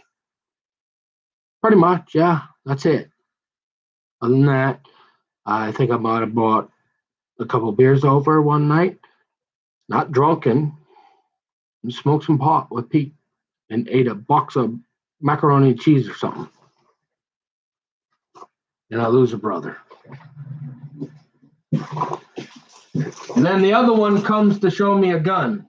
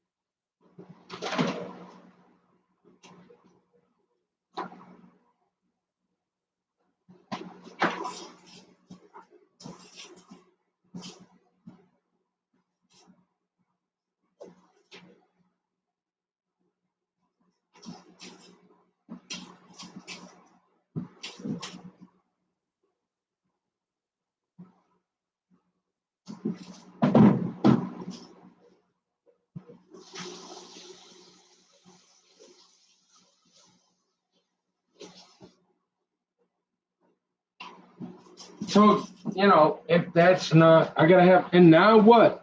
What? I gotta have some lunch, right? So, I gotta eat, you know what I mean? We ain't out at daddy's at the yard. I ain't one of them guys. I got to eat, daddy, you know? I got to stop for here for a little while and get some fuel. Yeah, it ain't got no meth pipe laying around. Just something a little uneasy about going to a yard. Let me tell you, you got the Mexican mafia up top.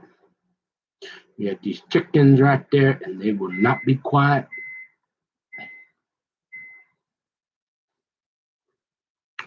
And you talking about picking. I mean, you got a field of I don't know what they had out there, but you as far as you could see in it all direction. So you'd guess, yeah, there was quite a few. Yep, uh, undocumented workers. Oh, so that means all them years you probably really didn't like those people. Actually, I did. It's kind of surprising they didn't send one of their gals over to say hi to me.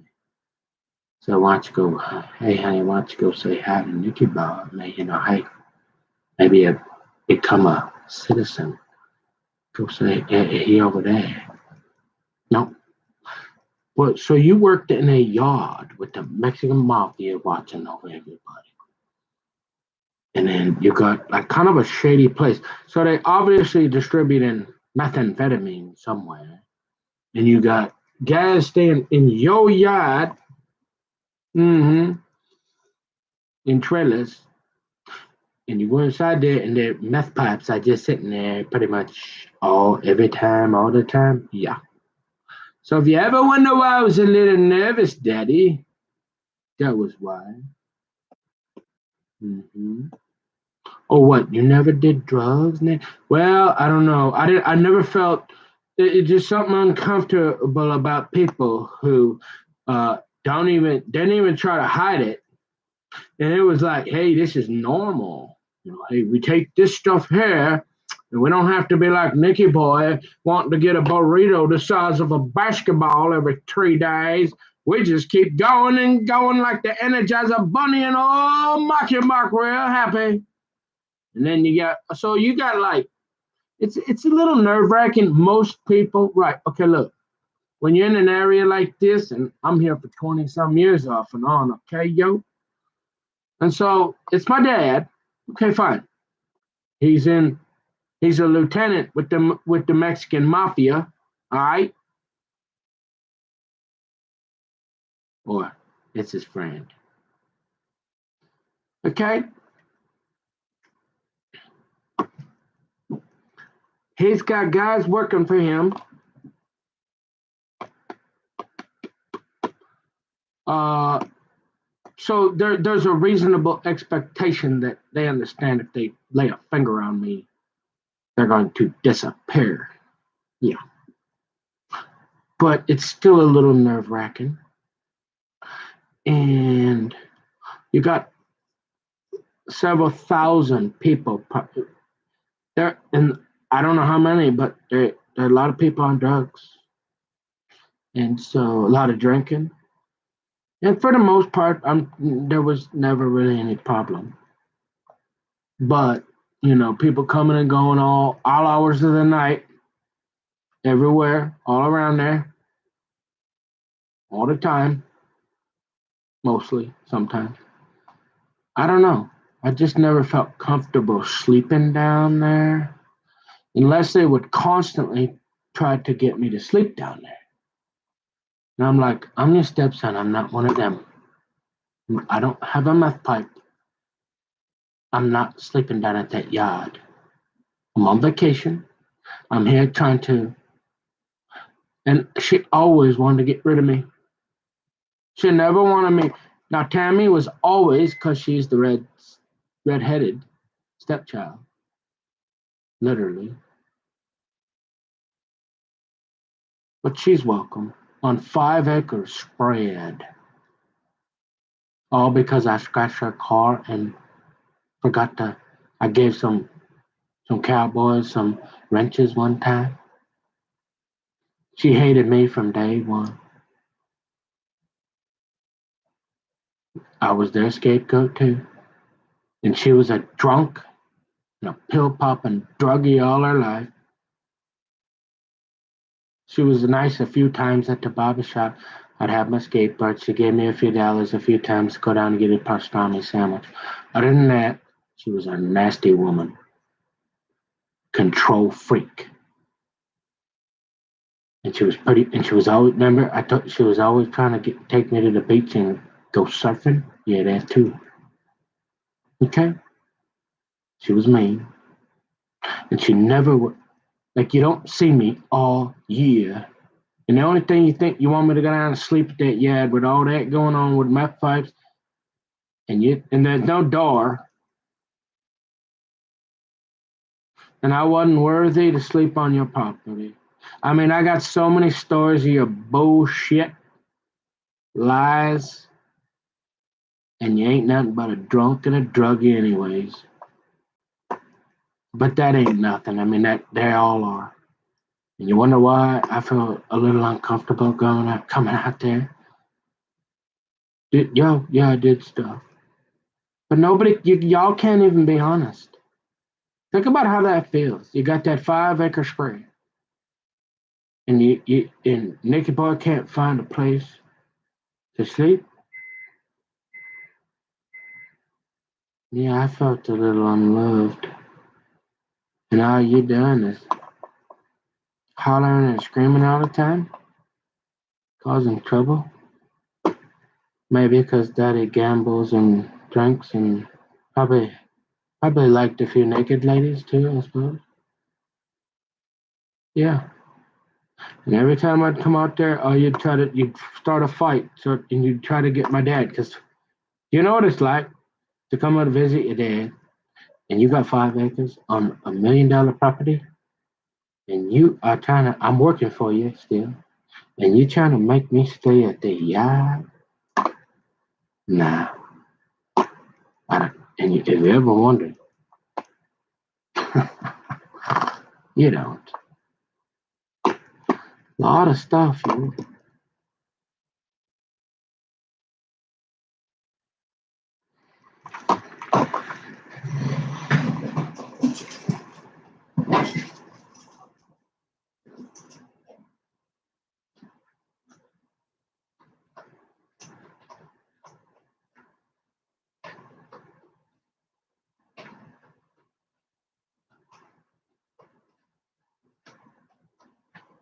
You know, the truth is,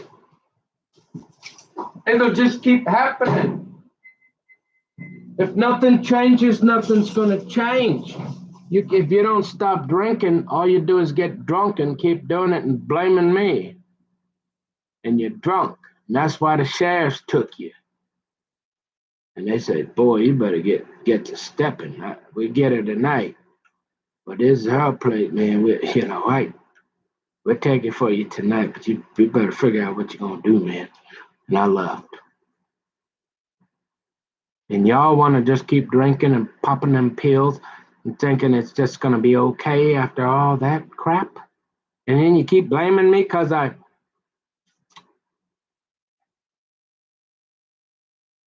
did a few things, but Tammy didn't do much, huh?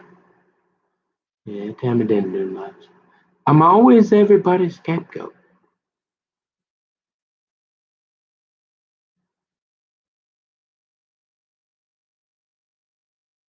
You know, again, it's one thing. Nick, I don't like you. I think you're annoying. You're kind of stupid and slow, and now you're ugly. We don't want you here. But don't tell me, you know how hurtful that is when you got $1 million spread and you want me to stay down there with them meth pipes? Do you know how they make a guy feel a stepson?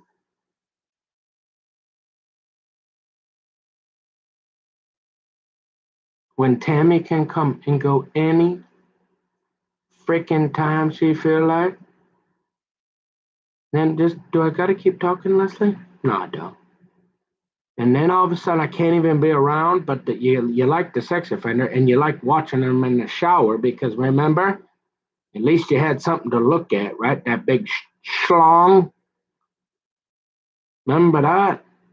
You're sick.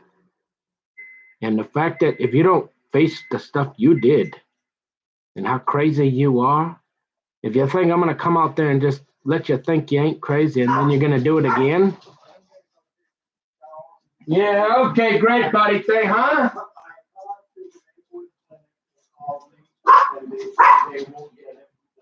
Well, good for you.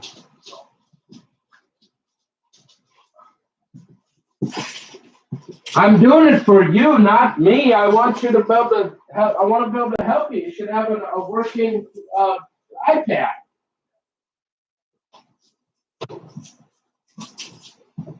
So you know, if and the reason you said, well, why do you got to keep talking about others? But if you said all this stuff, you can't expect me to come out there and get more of that. So unless you face that, and what are you gonna tell me? I started a couple fires, had some beers back in the day, like everybody else, and you're a raging drunk. And I scratched your car at the softball field one time, and now you got that boy. You like that guy, huh? And now I guess he's a sex offender.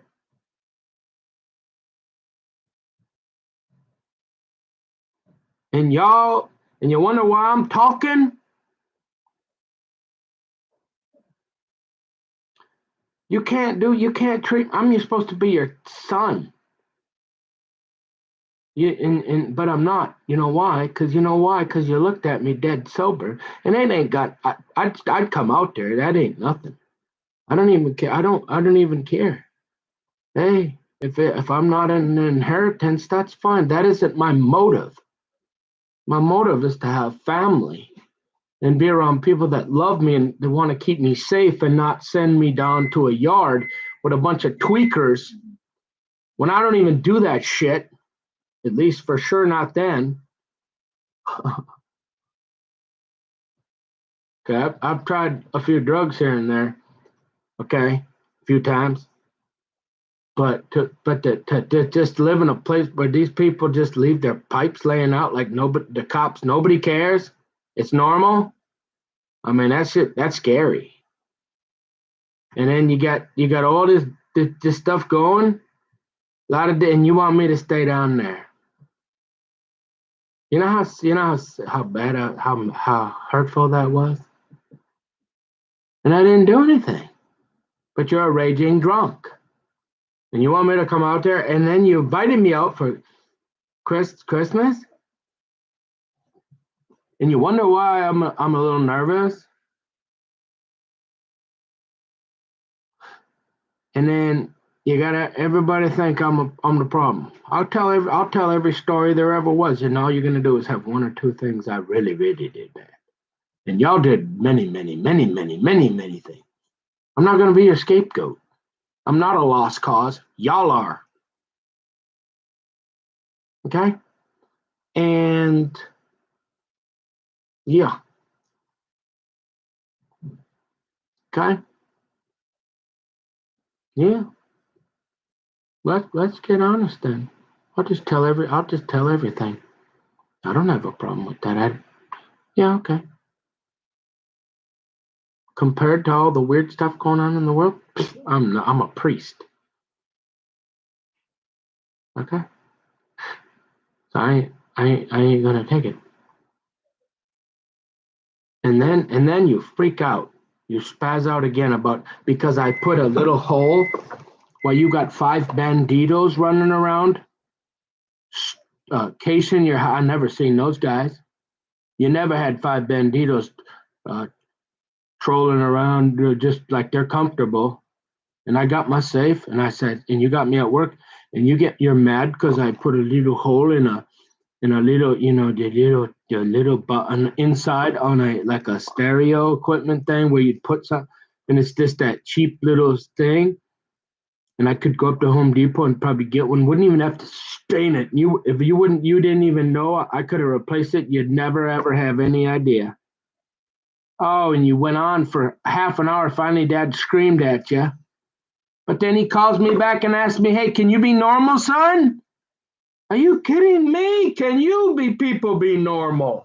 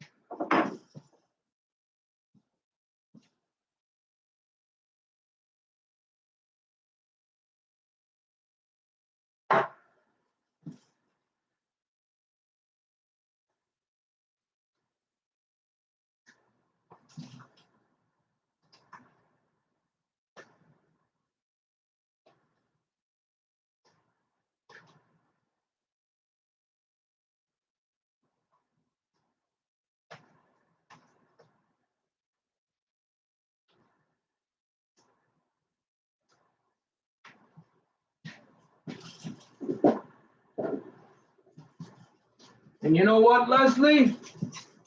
The bottom line is It's true. It's just what you said.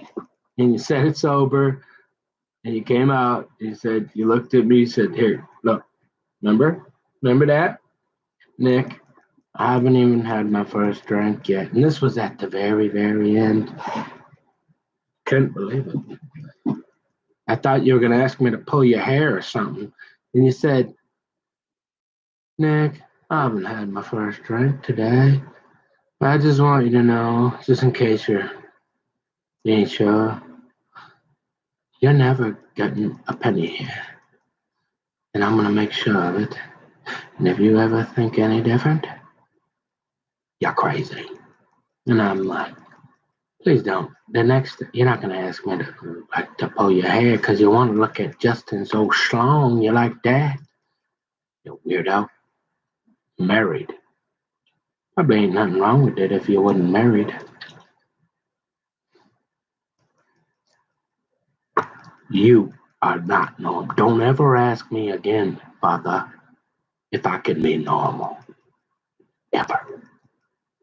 Love ya. How many times, Daddy, have we sat in a jacuzzi crying and saying, you know, son, I'm sorry, that's half the kingdom, man. All she got to do is go, Mark. And I know you're going to bomb it, son, but you're going to go, Mark, and one day you're going to understand that, son, and I've tried, and you'd be crying. And you say, well, maybe one day I said, you say to me, son, if it was just me and you, I think we'd be doing pretty decent. But there's just something with her around. It's just tough, man. And she's my wife. I love you. You're my son. I had to come out here. I tried, but it just with her around, she ain't gonna ever let you down. You ain't never gonna be able to be around her. Like many times we're crying because I love my dad. I got off the plane with all my sports equipment, football. I mean, come on, I'm on the Mile High Club up there, not that one. I'm like the pilot's like, hey man, everybody gotta sit down. I'm like, I got to go to the bathroom, get dressed, y'all. My daddy about to see me in my shoulder pads and helmet and everything. So don't ever ask me if I loved you. You know damn well. And I'm the normal one, not y'all. Y'all live in fruits and nuts. And y'all take the cake. That woman. And how many times you say that to me, Daddy? I'm sorry, son. I know you're a little hyper. You cause a little problem, but she's just crazy. And she just is never going to let you relax around. It's never going to work. And if she ever died, or if it was just me and you, we would be okay. Mm-hmm. Don't ever call me up, please, and ask me if I can be normal. Call me up and say she's quit drinking for 90 days and she does not need to go to a state mental institution. Except they don't care about her. They only got so many beds. They ain't worried about y'all. And plus, you got a little bit of that. Yeah. Sickles. To make me your scapegoat again. Don't talk. You got nothing to do with Tammy. Don't it? You don't, Leslie don't get, let's talk, us, you two, man, whatever will go on between me and Tammy is me and her business. I'm talking about what I ever did to you. If you ever wonder why I left messages, how many times you asked me to go down to that yard, chase me off, and then basically, I'm not even gonna dignify it because I don't care. Because if you don't change and can't be honest, I ain't coming near you anyway. And you don't want me because you made that clear. You chased me off and said, "Don't ever basically come back."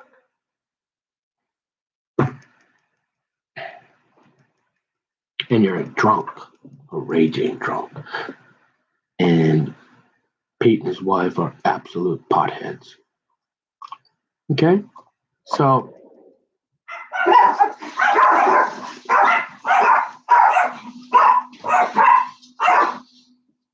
it's legal,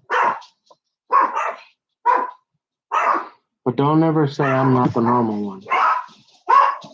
Okay? Why you do this? Why you do that? Okay. Go to your kennel. Kennel up. Kennel up. Kennel. No.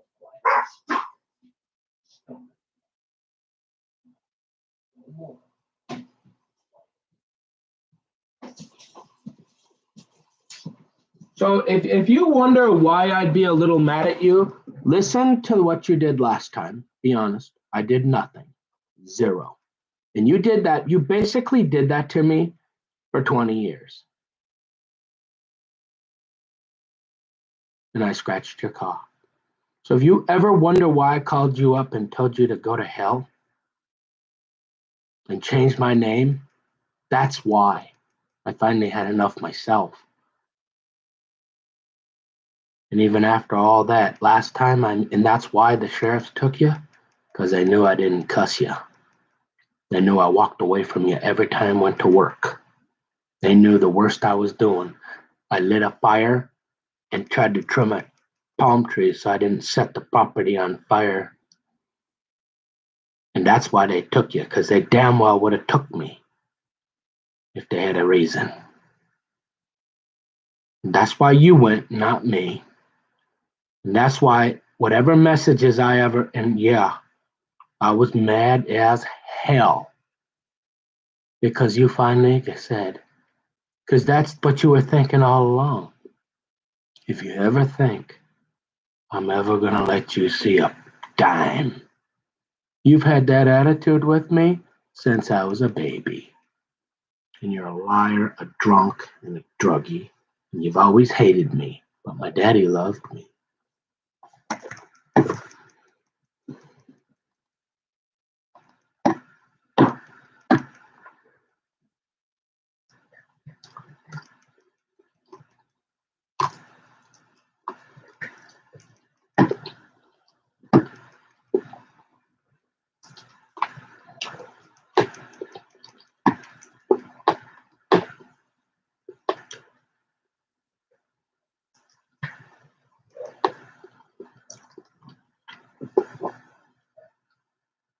You know, and hey, what do you want me to say? I don't like marijuana. Doesn't go well with the Second Amendment.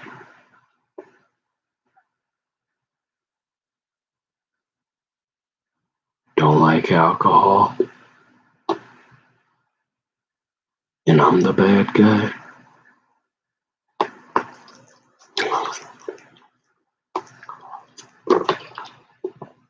This world is twisted.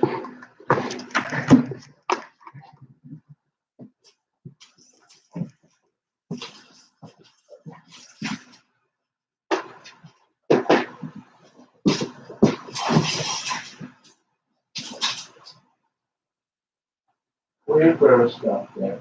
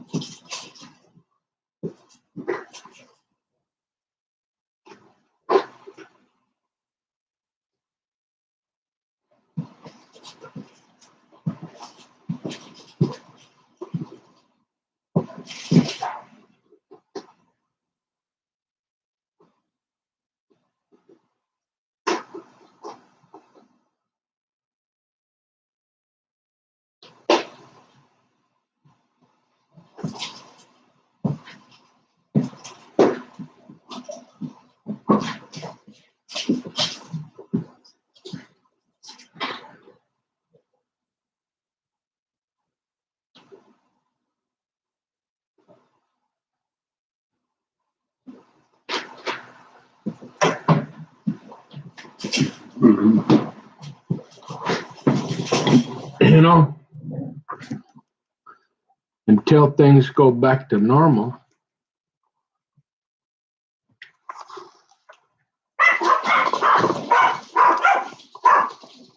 Because if I deserve all this crap, it could only be pure evil. Because I don't. I don't deserve this.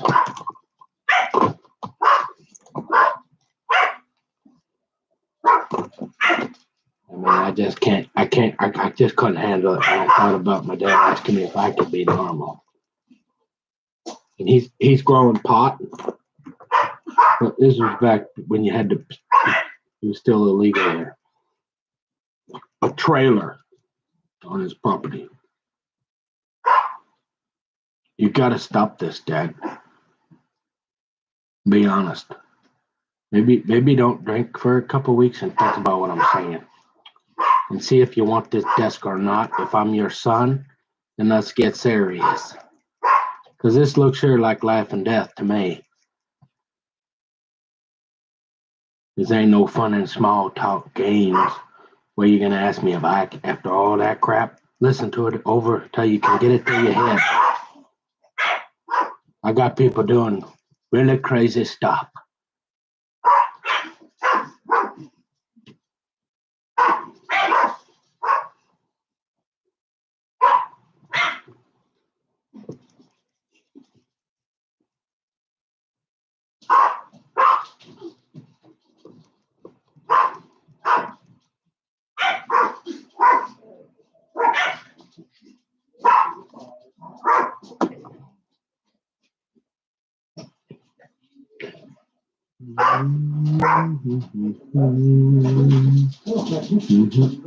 What?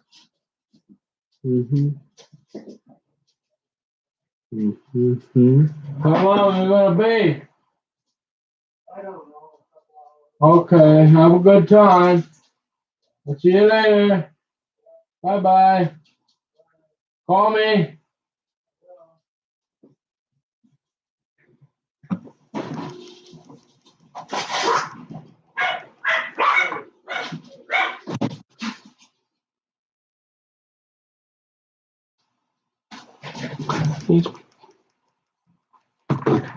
Damn.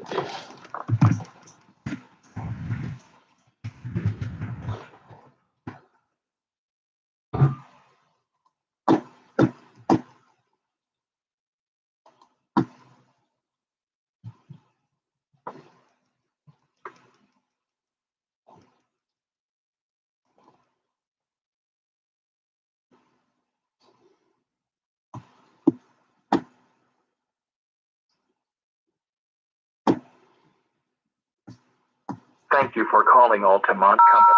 For your convenience.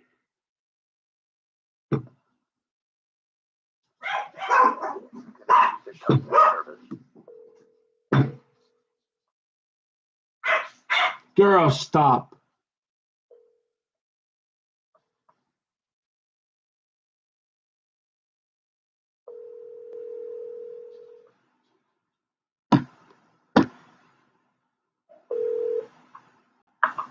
This is Doug. I can help. Hi, Doug. Can I check and see the status of my situation, please?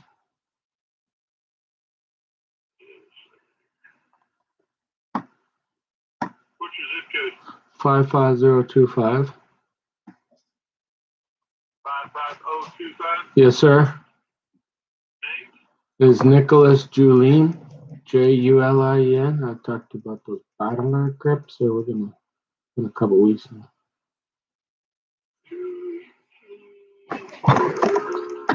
Round. Yeah. You were Version clear silver black. Yeah, you were gonna replace it with whatever the darkest you could.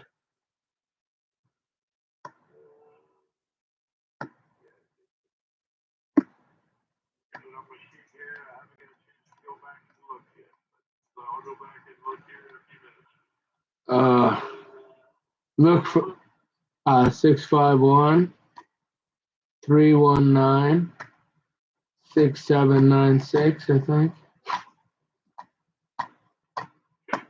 So you mean you're gonna go look at? Oh, yeah. Okay. Thank you. Yep. Yes, sir. Yes, sir.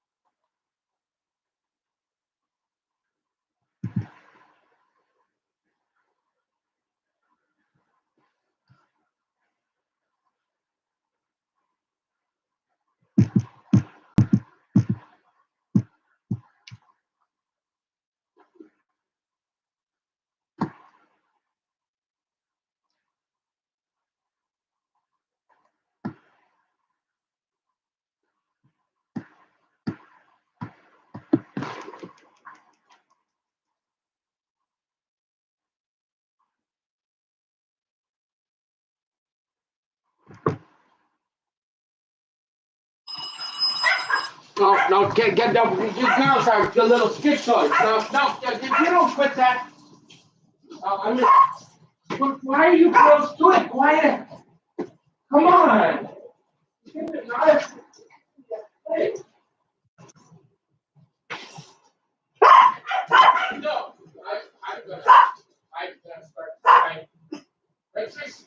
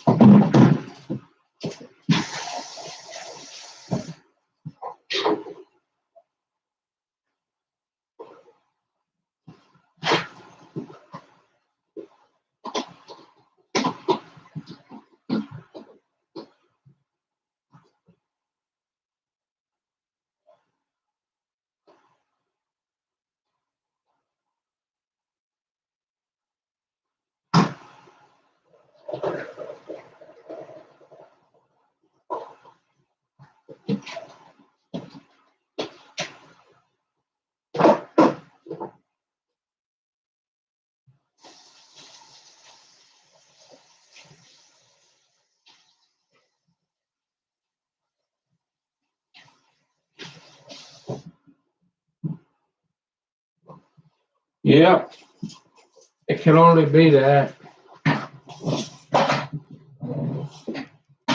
So again, I'm gonna read from. I'm gonna go ahead and do the afternoon reading. Well, I should try to see what's going on here. But uh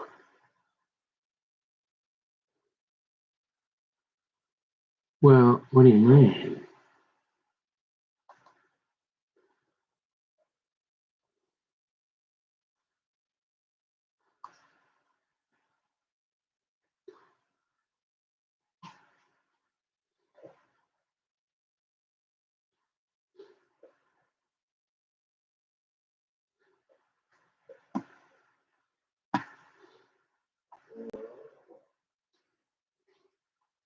And just so y'all know, it's not my intention. Like, this doesn't help me. Like, I understand. Like telling this stuff to, like, say, a potential girlfriend. She's like, "Yeah, I'll see you later, man." Like 99% of the population, right? But we only need one because we won't spend the rest of our life with her. So she's gonna have to see that pass out at anyway. The only and this isn't like a contest. This isn't like a it's only to because there's been so many incidences where, like, you would honest to God, with my brother Pete, how that turned into 20 years without talking. Well, the Bible says what? Something about a brother offended or something. It's easy. Let's see. And you think, all because of what? Because I didn't let him get all up in my grill.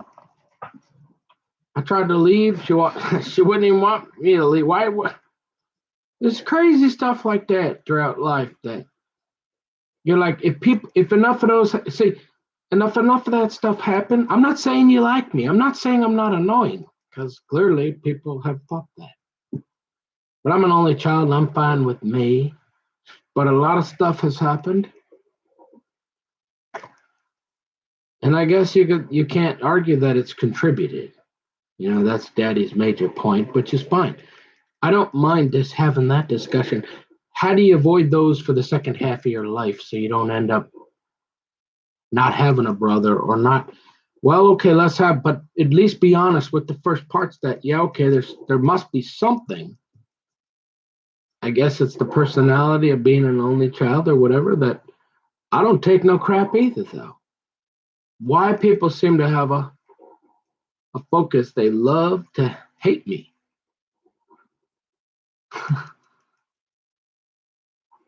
And like I said, yeah, sure, I did a couple things. And most time, I'm pretty sure they just set me up. Everything else is like, and then people got their own stuff, and all they want to do is focus on me. I'm going to work every day. I just can't. If people can't, if you can't see that, then I guess I'm just gonna have to figure out be alone and never talk to Dad. Let them, because if they can't be at least be fair about what's gone on and quit saying. I just make it just gets my goat. And so my point isn't to be like, nah, nah, nah, nah, nah. No, this doesn't do me any good to broadcast this to the whole world. Because probably the whole world's gonna hate me, like they always do. But like you say, when the whole world has turned against you, when you got that one half the kingdom, oh boy, that's forever then, eh? Yeah.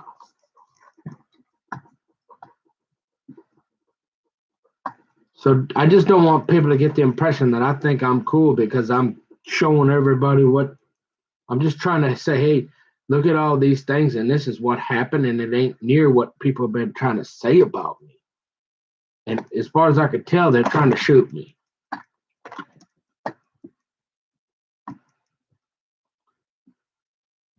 So, life, death.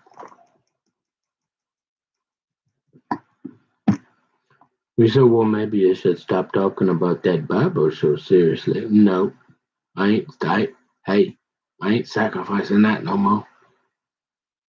If anything's going to save me, it's going to be this.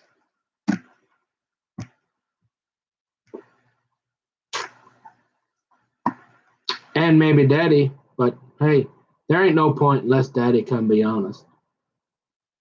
And I don't know if I imagine she drives him crazy, and then think about the emotional roller coaster. You got somebody being so crazy, and she's your wife, so you be wanting to touch her, right? And all she got to do is do the old marky mark on you, and then you're like, I got amnesia again. And she's crazy as hell, you know. So you go through this cycle of not even be able to be honest because you want to get with her, right? All of a sudden, it's like, well, can you be normal, son? Go back and look at it, Daddy. Write it on paper. And I probably left 2 or 3 things out. I'll think of it.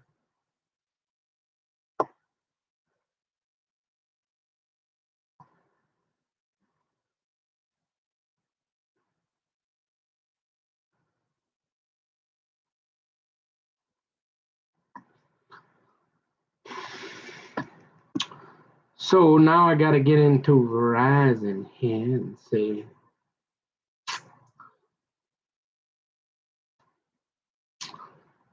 Why is the beer?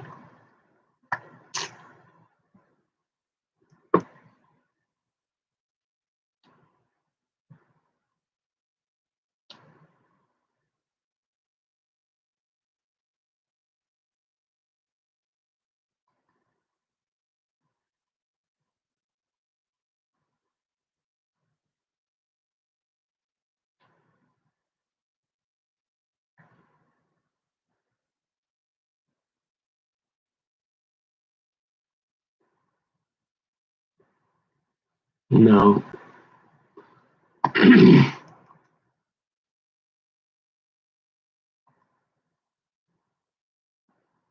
What? Oh, protection.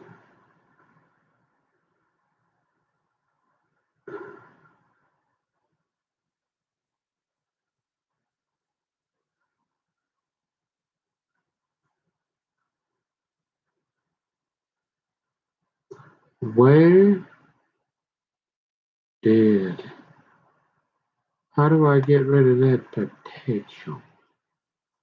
Yo, Adam, how did that get on there?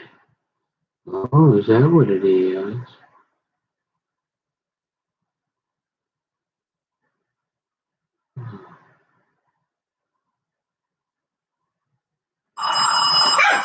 Hey, no, hey, quit it. Oh, okay, so that's the best thing you got now, huh? Okay. No. It don't work like that. I already told you. Hey, you're annoying. Don't come around. We don't like you. Fine. But don't lie about me. Don't make stuff up. Don't put my life on the line.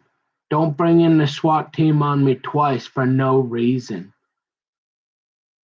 You know? That don't work no more. Oh, you're annoying. You're from Illinois. Yeah, okay, Carl. Whatever. Campaign Carl. Yeah. So, but,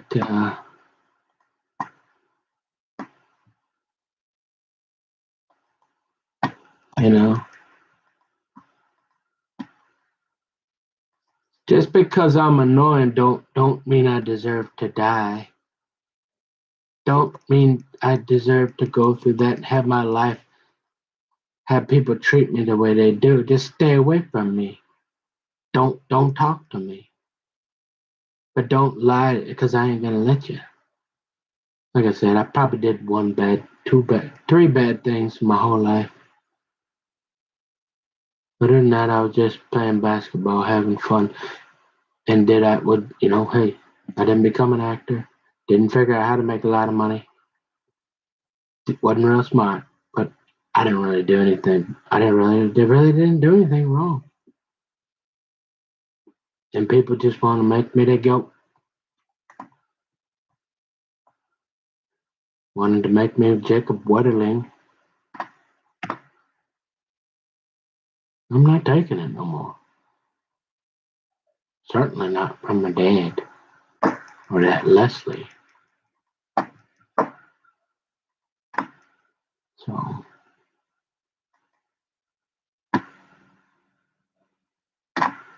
how do I get rid of this here?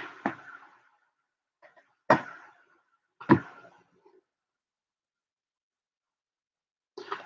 do I get rid of that?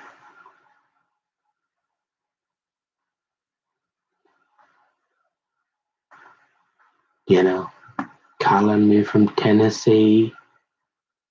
First it was Mankato, and then it was Tennessee. Come on, man. I mean,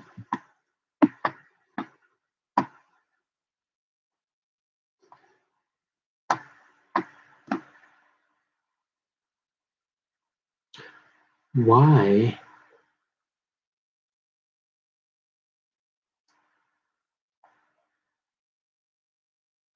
How do I get rid of that?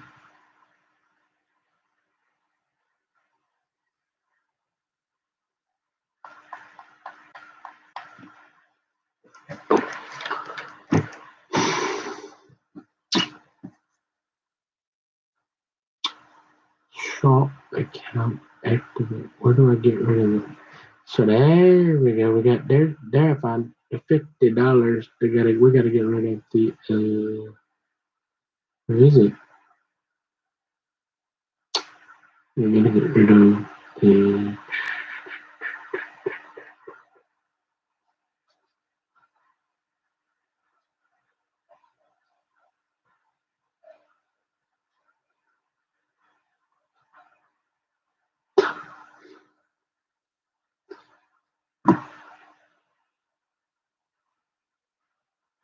I don't know where to get rid of it. So that ain't it.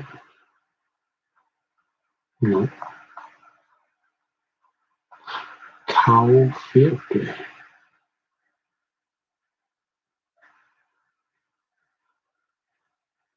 What's this?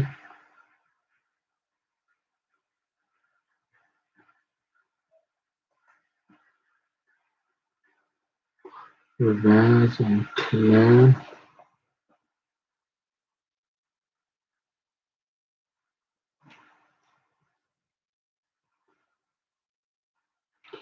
First, the options.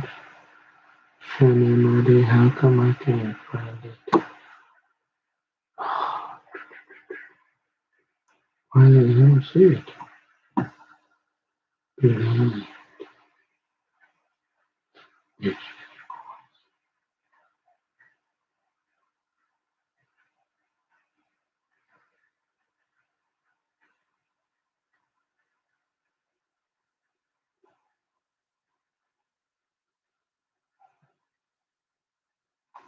I don't know where to do it. Maybe in here.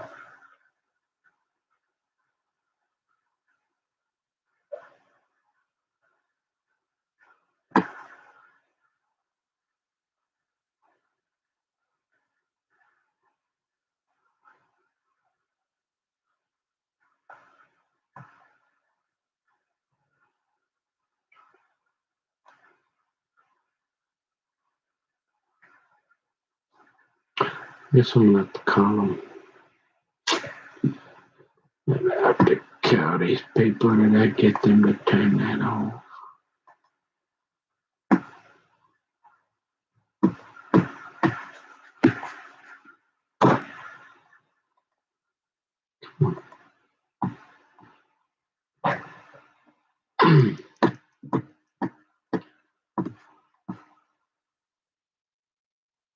And then my daddy, and then when my dad said, "What do you think? People think you're a lost cause."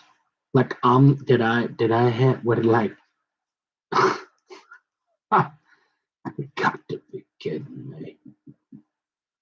Lost cause for the devil?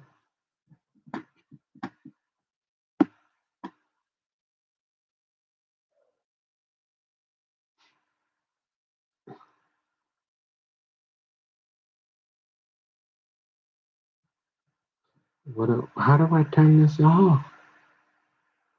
It's BLV. Cause I might have to call him. I don't want to call him. Activate, upgrade,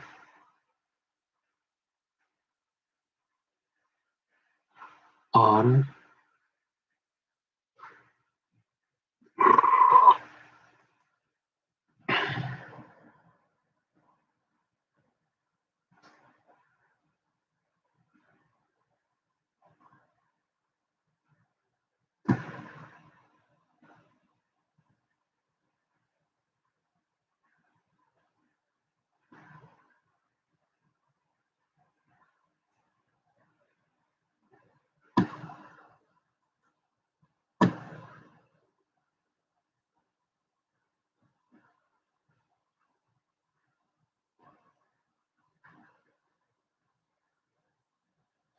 Guess I gotta kill him.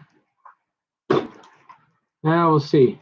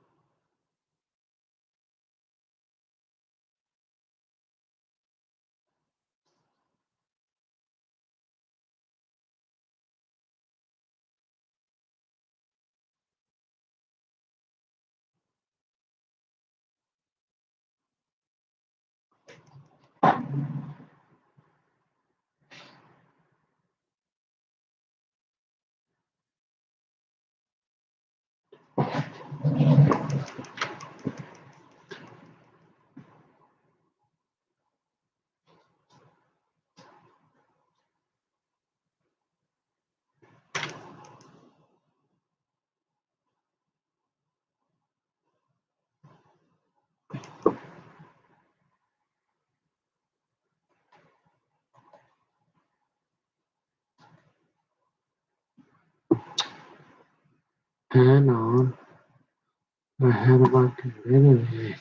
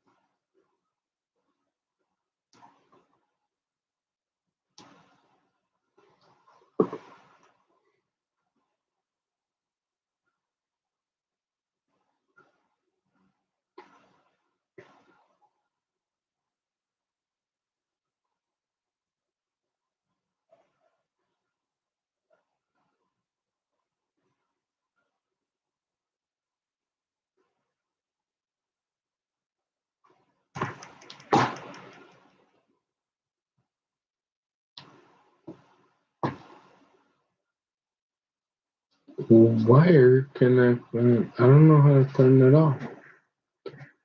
You must have to call them because billing payment, service apps, mobile,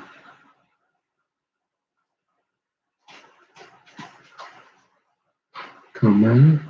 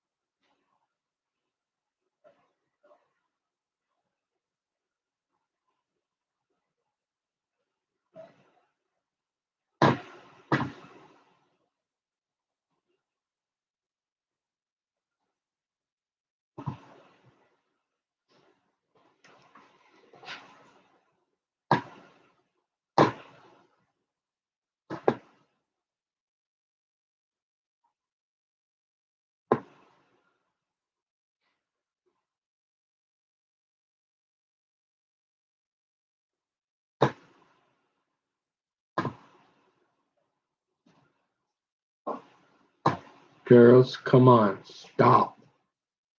Please, stop barking.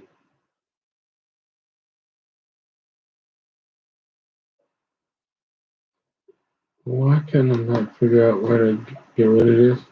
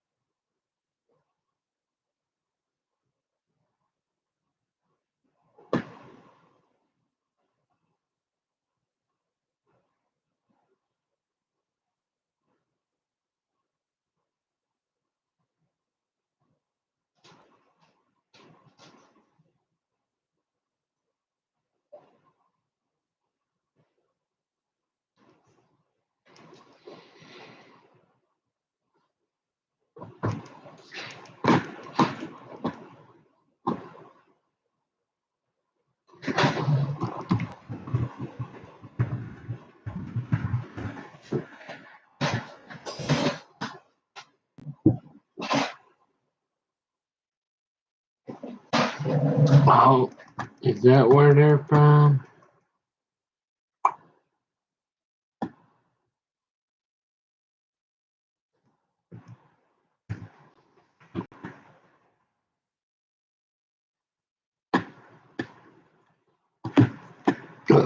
Excuse me. Oh, they're oh, my bad. Maybe they. Okay, so that he threw me off though because he counted from 2.7.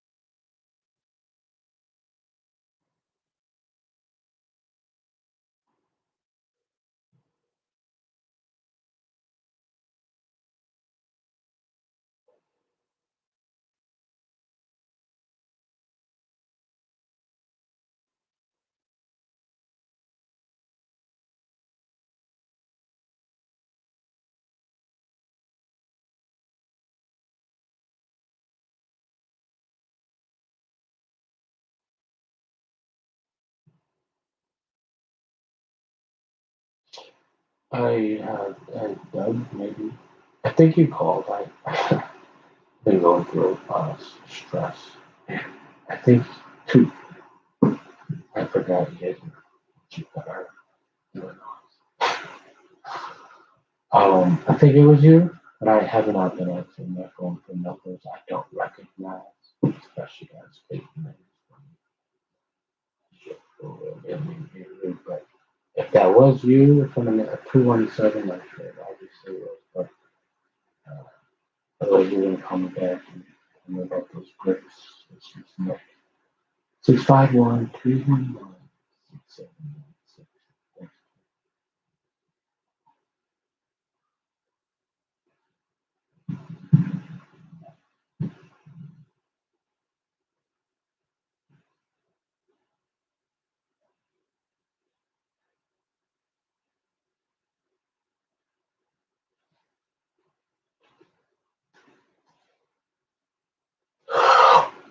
Oh,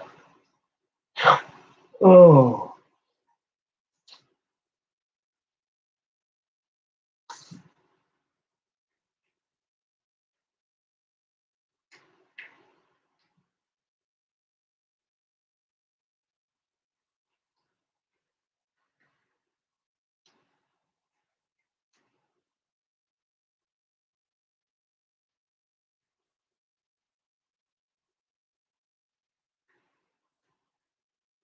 How was my voicemail, though, dude? How was that possible?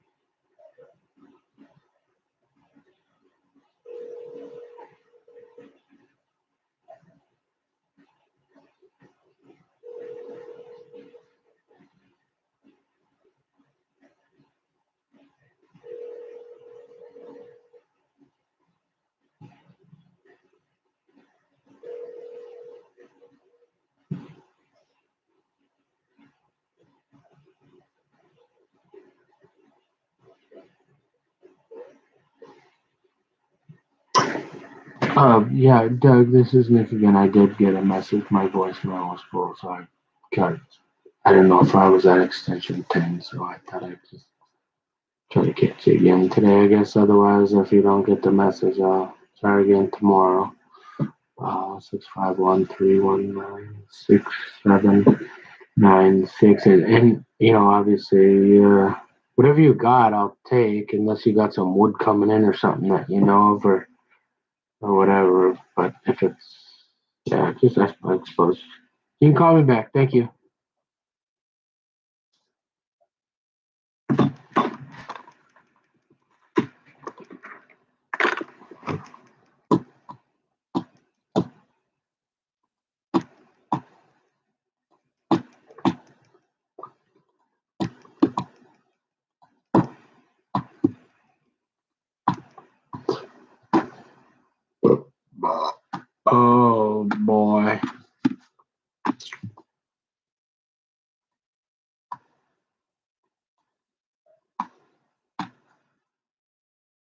Okay, so I'm gonna read Mark 3 verses 20 through 35 in the KJV.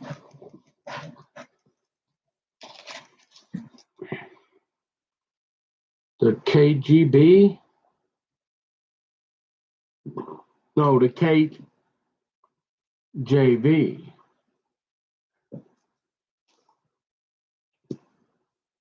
Jesus and Beelzebub, and the multitude cometh together again, so that they could not so much as eat bread. And when his friends heard of it, they went out to lay hold on him, for they said, He is beside himself. And the scribes which came down from Jerusalem said, He hath Beelzebub, and by the prince of the devils casteth he out devils. And he called them unto him, and said unto them in parables, How can Satan cast out Satan? And if a kingdom be divided against itself, that kingdom cannot stand. And if a house be divided against itself, that house cannot stand. And if Satan rise up against himself and be divided, he cannot stand, but hath an end. No man can enter into a strong man's house and spoil his goods, except he will first bind the strong man, and then he will spoil his house. Verily, I say unto you, all sins shall be forgiven unto the sons of men, and blasphemies, wherewith soever they shall blaspheme. But he that shall blaspheme against the Holy Ghost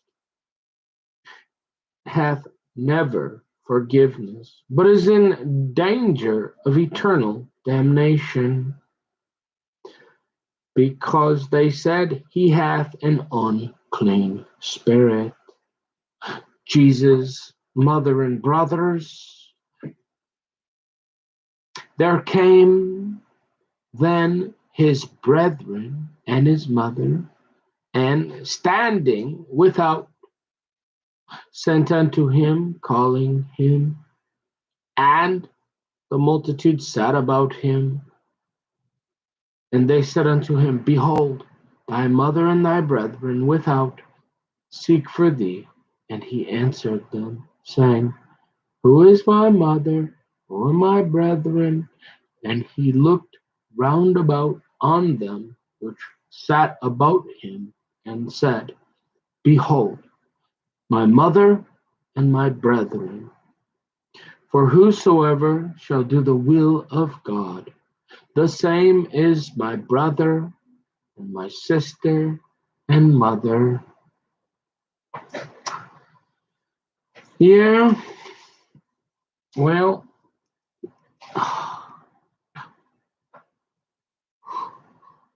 threw me off there. I didn't. So,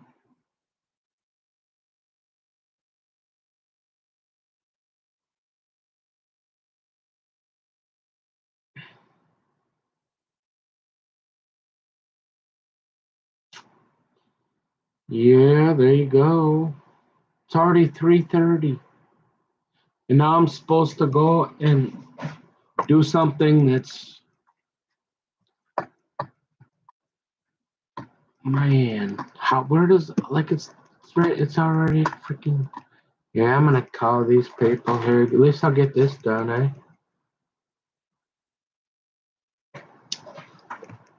I didn't realize that that was on there.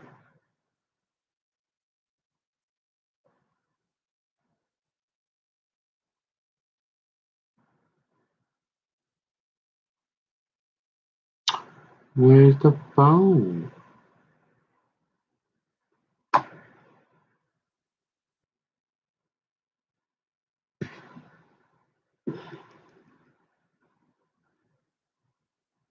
Where's the phone number?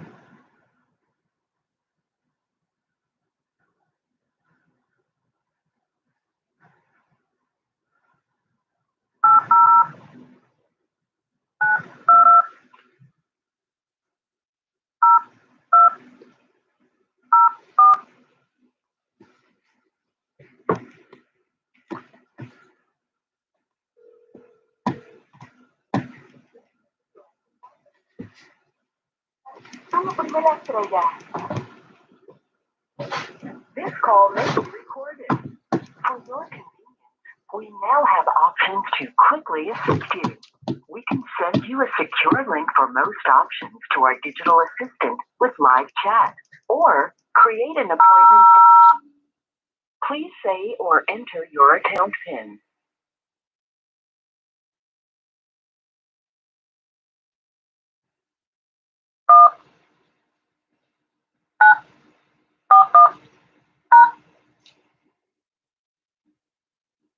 To assist you, please say the reason for your call today.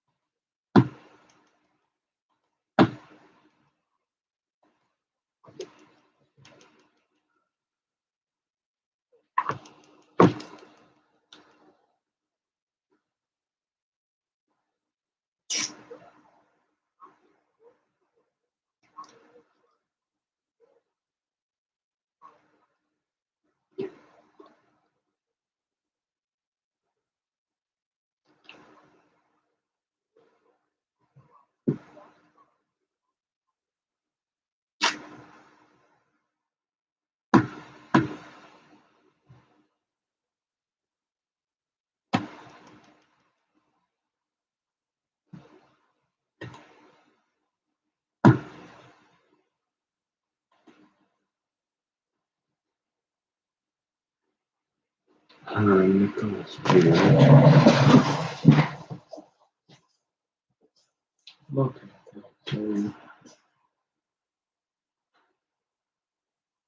that.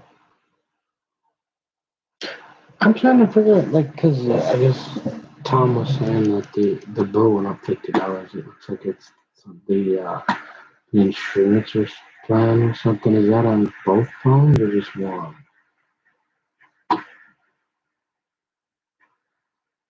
Oops.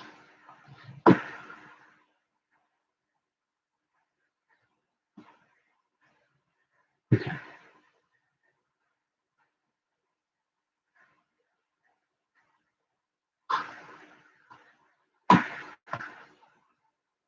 Okay. Yeah, it's let's see. So it's 899000.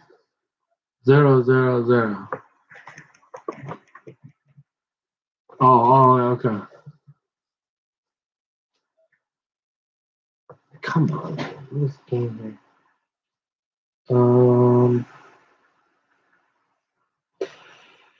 Hmm.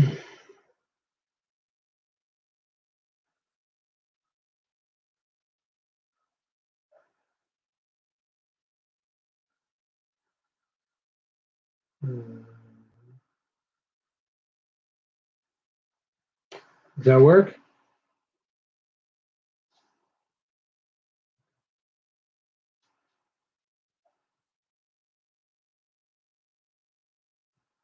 Well, no, it's this $50 add-on. I tried to go in there and look, but I don't see that anything for this $50 add-on.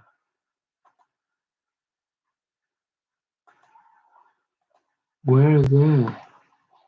Well, yeah, but what is it listed on? I don't see it under add-ons.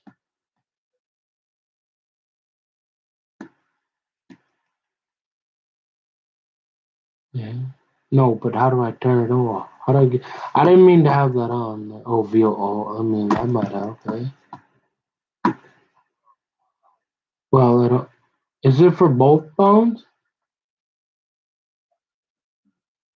Well, yeah, I guess we've never had it. I didn't know how. I didn't mean to put it on there.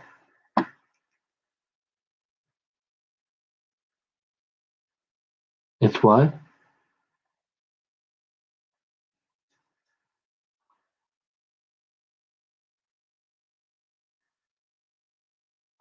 I don't, is there any way they could? Like, I don't. How did that get on there? I didn't mean to. I didn't put it on there. It must. You know what happened? It must have accidentally got put on there when I ordered that last phone. Because I wouldn't. We've never had that. Now Tom is kind of upset because the bill was up for a couple of months. Is there any way to get it since we've been here forever? 20 years? Is there any chance? Because honest mistake. Could they adjust anything? So Thomas, he doesn't, he's like way retarded on this. I'm just a account manager, but I don't know how that got, for sure, I wouldn't have put that on there for both phones. We've never had it in 20 years. No, I still don't even see it here.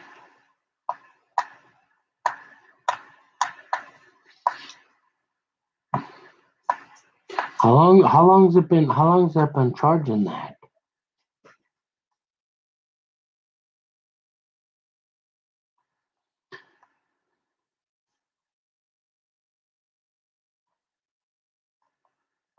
I don't even see it. I don't know how, I didn't take it out there. I don't know how it got out.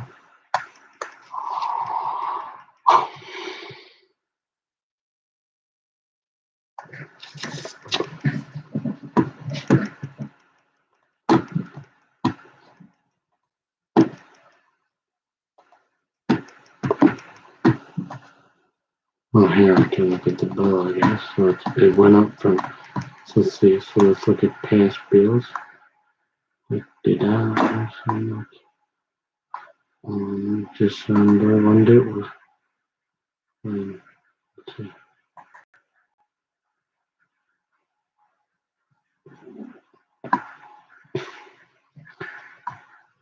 Hmm.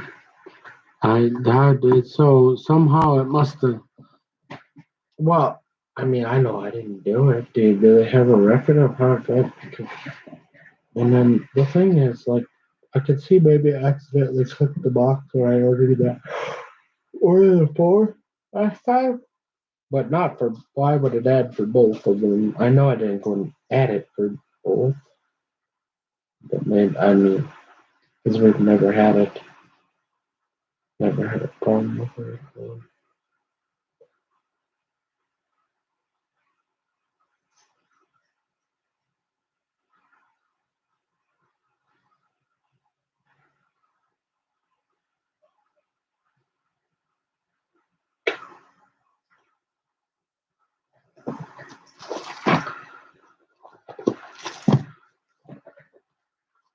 I don't know. It's just a trick. He's almost 80 years old. I don't, like I said, I never, with fixed income he's on, I never would have out of that.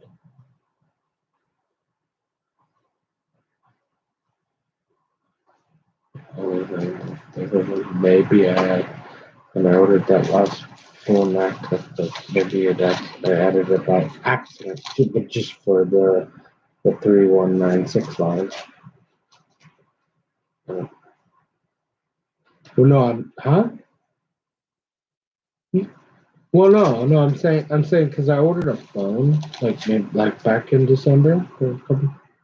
And I'm thinking when I ordered it online and processed the order, I might have, because I know for 20 years I may have accidentally clicked the device covered, but I wouldn't have done it for both phones, and it would have added it for only one line.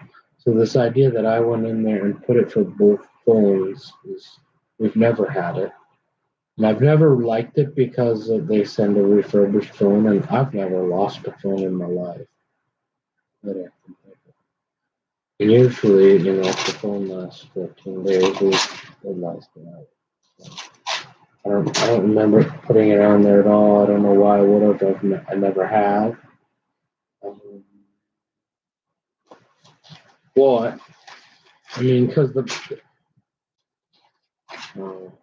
that's what happens, right? They send you a refurbished stuff.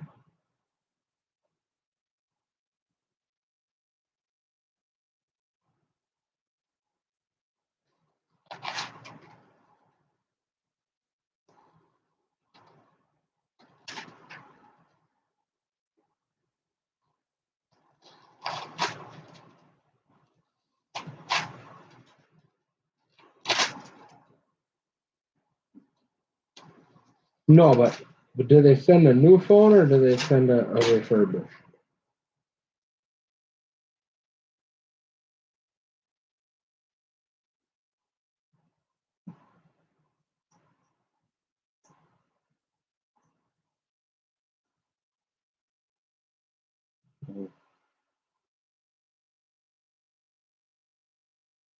Well, he doesn't want it on there. I don't know how it got on there. I didn't do it.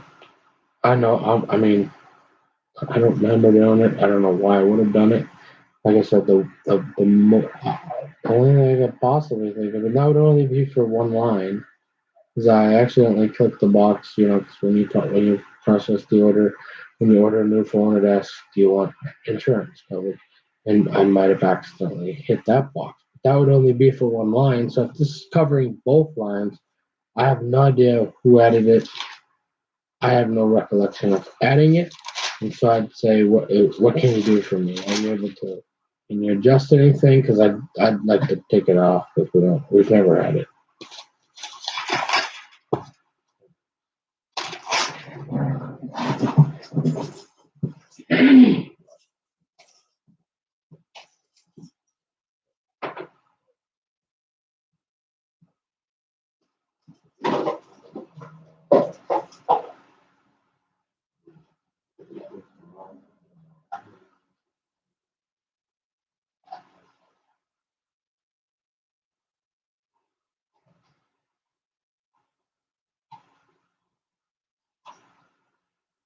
Is that when I ordered the last phone?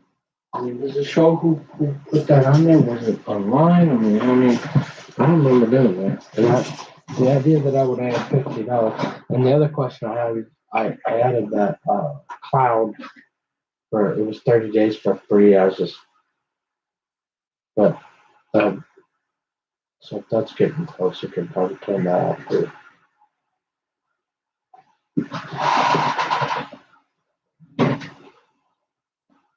I don't know. When's the 30 days up?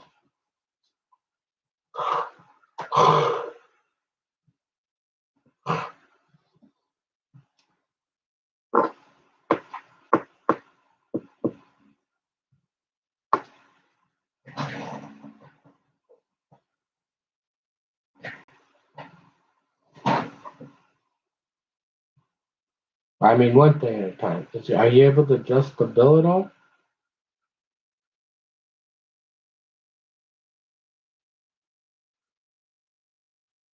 So doesn't.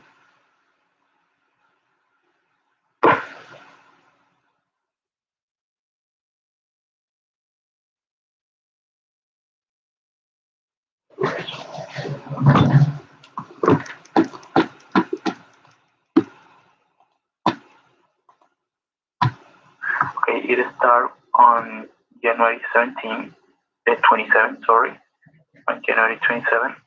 Yeah, well, it will be free until this 27th, until Saturday.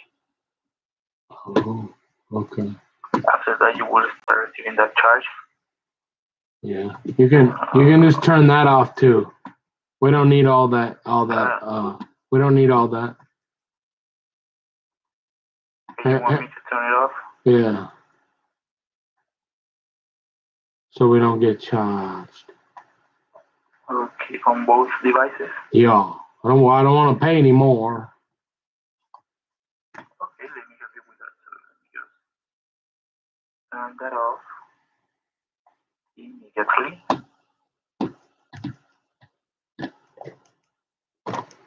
Well, I mean, it's just a few days.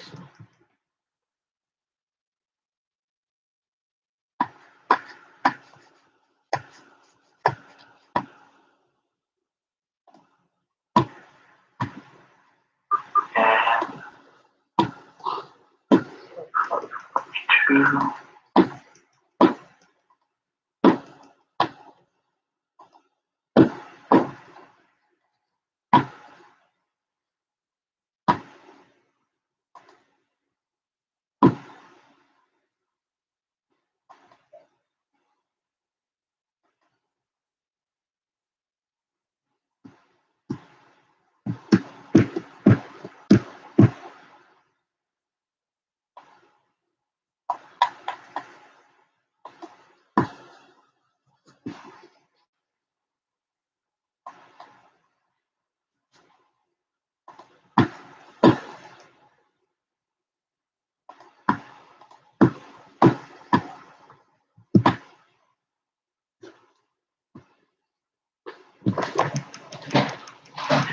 Okay, I just removed those features to your answer.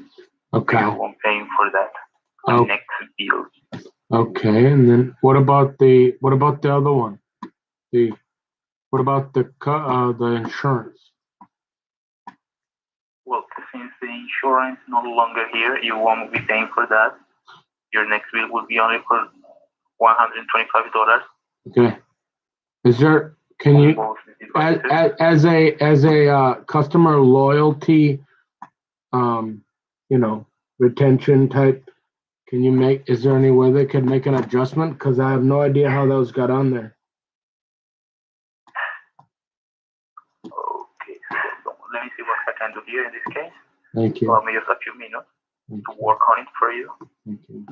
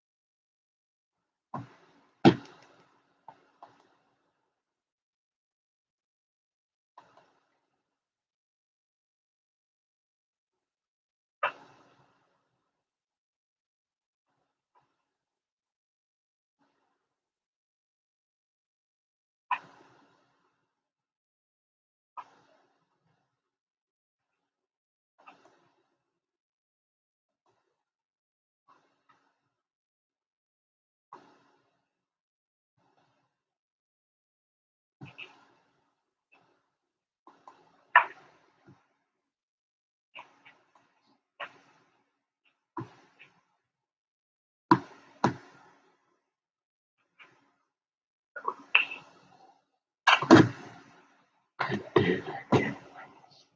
Why was it only available Thursday?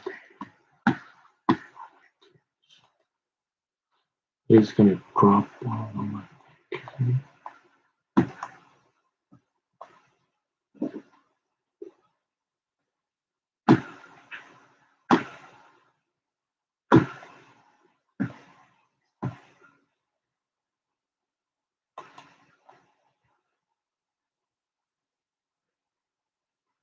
Okay.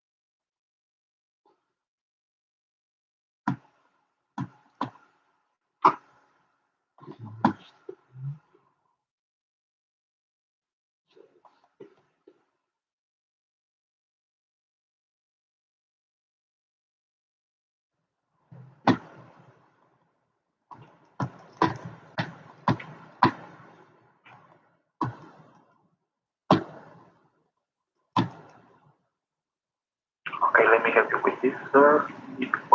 For this case, what will let me know, for as you told me, you have been with us for more than 18 years, almost 20 years now. And we appreciate that all the time you have been with us as a loyalty customer.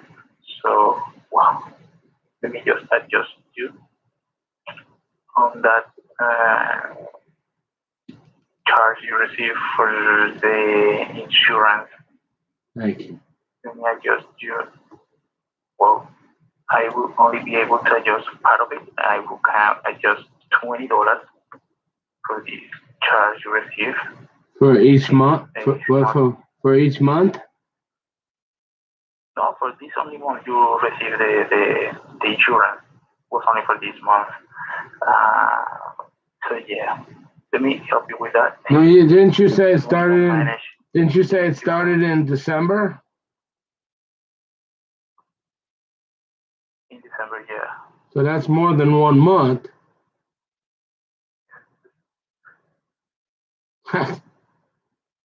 that's going on 2 months for sure.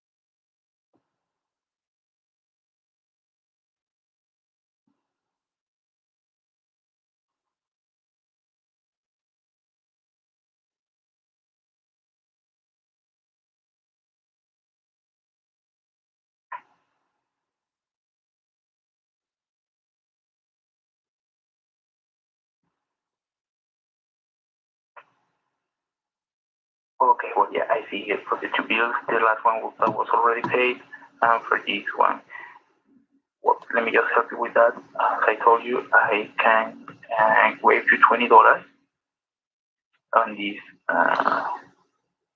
Well, since you already paid that bill, because it's already paid, it will appear on next bill. Okay. How much? How much? How much? For your next bill. How much? It will be $20. $20, sir. For each month?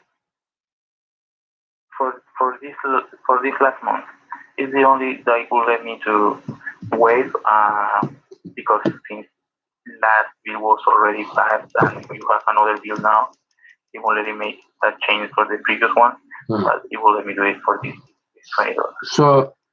So how much did I get charged total for this protection that I never signed up for? 100? 50 for each month. Yes, sir. And you can only do 20?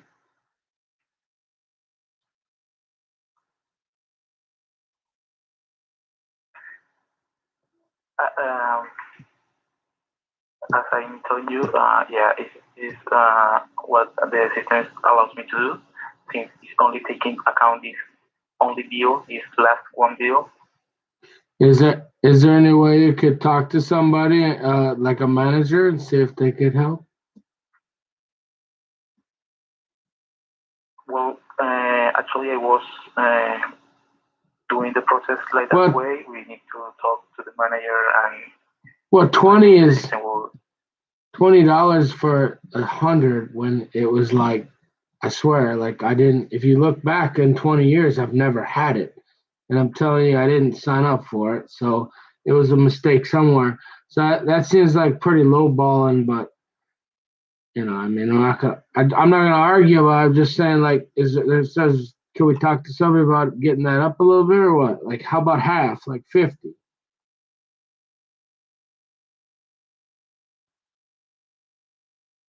Okay, let me see what else can I do here. Let me help you with this. Nice.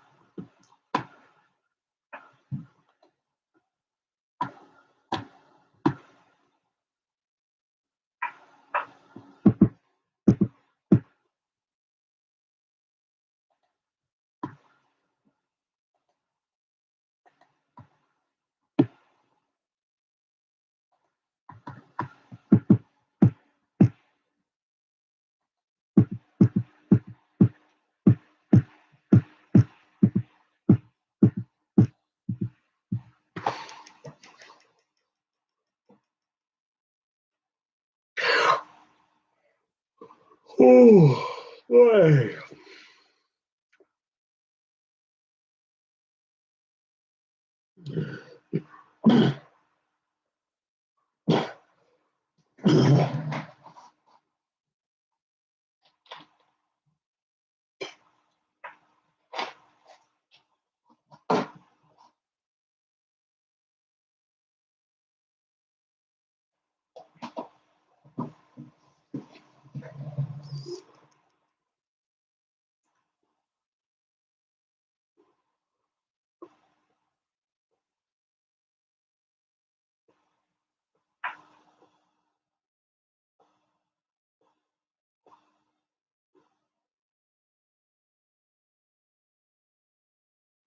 I mean, I honestly, like, I would think because there's not many people that have been, well, I suppose there's lots, but not many that have been with Big Red for more, and you can see that we've never had it ever that I can remember that didn't had it. I don't know why they can't take care of the whole thing, but hey, I'm not going to argue about it, but I mean, obviously, $20. I mean, that's like nothing compared. That's only 20%. And Well, I mean, yeah, I just have I no. know that. Do you have a record of when it was added? Or I mean, how, where? Like, was it? Did somebody call in? I mean, who added it? Because I didn't do it. Why would I have to pay for it? Hey, I know whatever, but I mean, I know it's not a huge deal, but look, Tom's on a fixed income, and that's a major amount of money that we never would have put on there. We already got enough. Like I said, we've never lost a phone, so I mean, it's not why they can't help us out. Hey, whatever. I'm not gonna sit here and argue all day about it, but it's worth. It's a talking point, I guess. I don't know.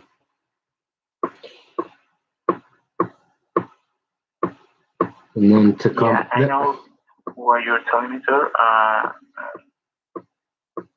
Man, $20. I mean, that's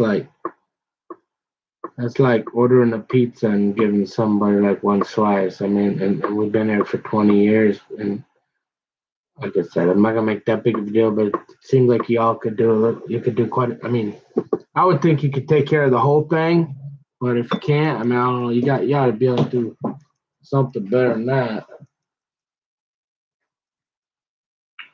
Well, the thing is that it's not taking account the last bill, and as I was telling you, it's not something that one of the representatives did. Yeah. So he won't let us to take the whole thing out.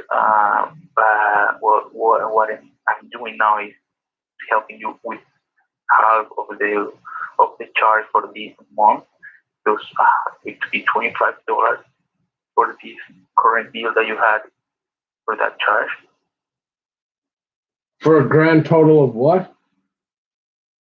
$25. That is for the charges, the half charges for this. So you can't. Oh, okay. Okay. But so you're saying you can't do anything about the bill that's already been paid? For the previous bill, you won't let me do anything. I'm helping you. Can you do it like under some other thing, like a loyalty courtesy adjustment under some other? Yeah, I'm doing this. No, for the bill that's already paid though. for the time you've been with us. No, I'm saying, but you're only doing it for the current bill. For the bill, yeah. Isn't there some other box you can check, even though you can't specifically go back to that charge because it's already been paid? Is there something you can file it under something else and give a credit? These credits will be applied for the next bill. I know, but it's only 20 now. It's only $25. I didn't do it. I don't know how I got on there. So you're making me pay for a service. Seriously, I have no idea how we wouldn't have never done it. And I don't want to fight, but I don't understand why I'd have to pay for something. I don't remember.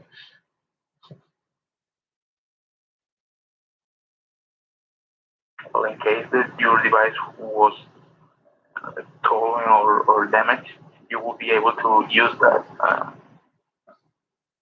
insurance. And as I'm telling you, it wasn't something that we did. One of the representatives that didn't do that. I'm helping you here as one-time courtesy, as you said, and for the time you have been with us, waiting you for half of the amount that you received for this month. Okay.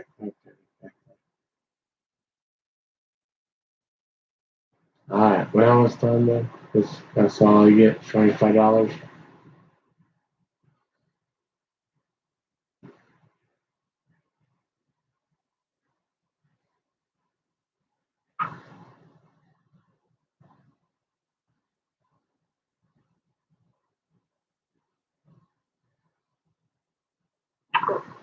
Okay, sir. Hello? Yeah. You done? Yeah. I just made that adjust for you. Okay. So $25 days. So you're gonna make us pay $75 for a service that we had no idea we had.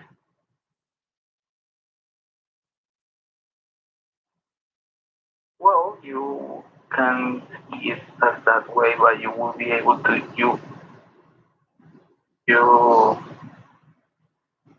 you was able to use it if you would need it on that case, and also well, I waived half of the cost for this month. But nothing for last month though.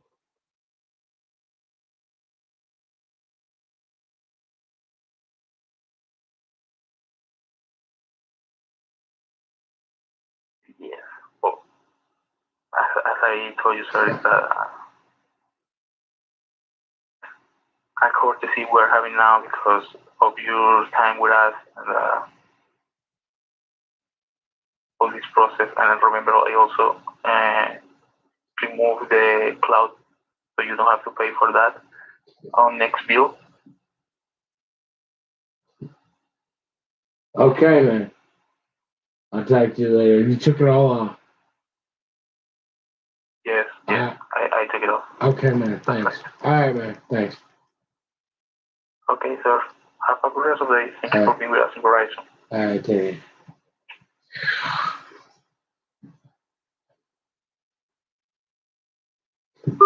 You see that? Like, I don't know. You know what I mean? You got to pick and choose your battles, but to charge me the 20, 100, I don't remember putting it on there. I don't know. And he just kept, whatever.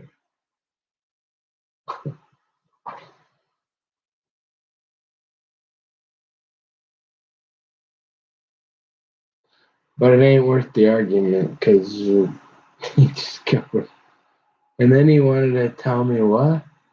He wanted to keep talking. Oh, he did me a favor by taking off the cloud thing. It had nothing to do with that. So they charged me $75 for something I didn't know. And the only thing I could remember is I might have. Well, you heard it. Whatever. I'm not. But you know, $75 is a lot of money to somebody, to an 80-year-old retired guy who, you know, and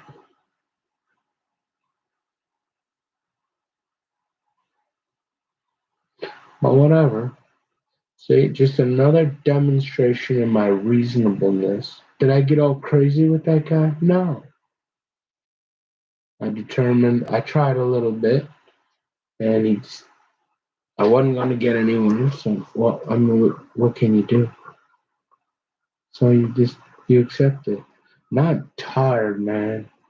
Like, I need a nap.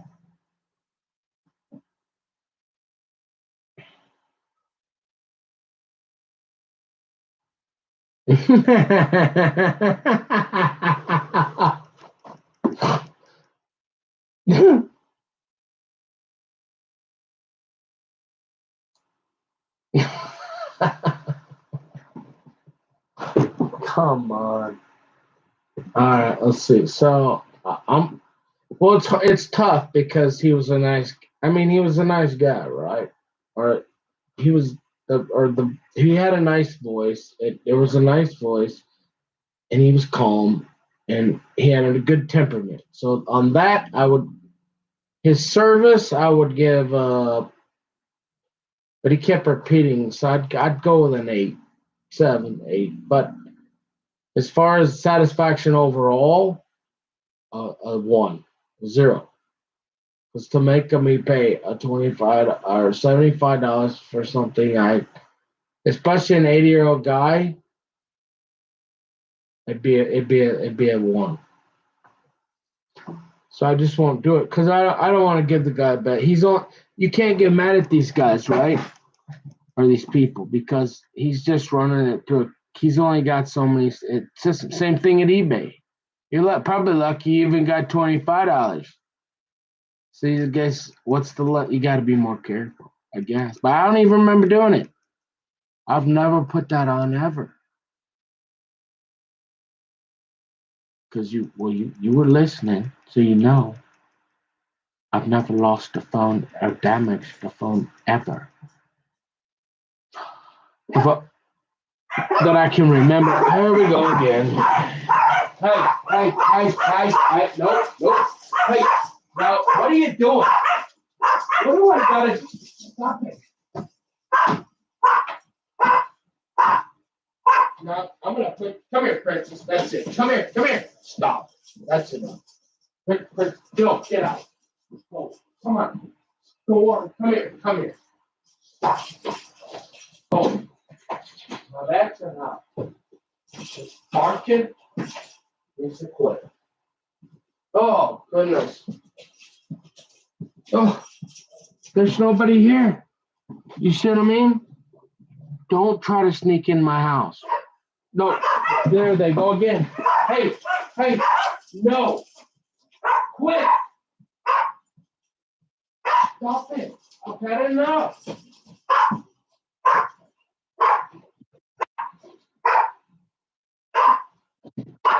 What is your problem?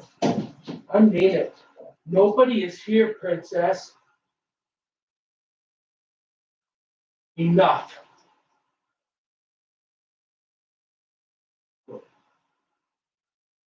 Stop.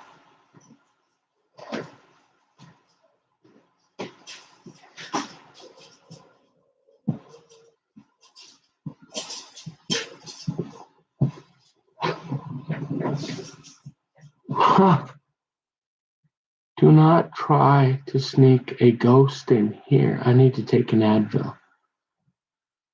Okay.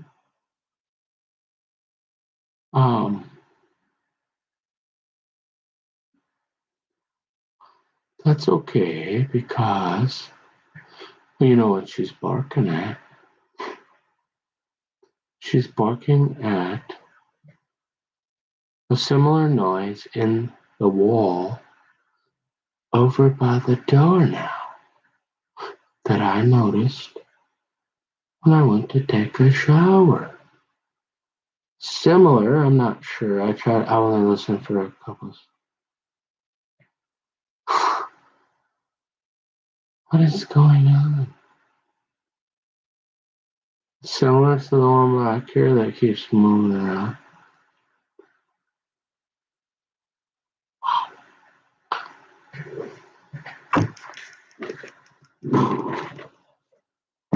Right there, folks. No marijuana. no alcohol, read your Bible and pray. That's all. I mean, that's all there is, folks.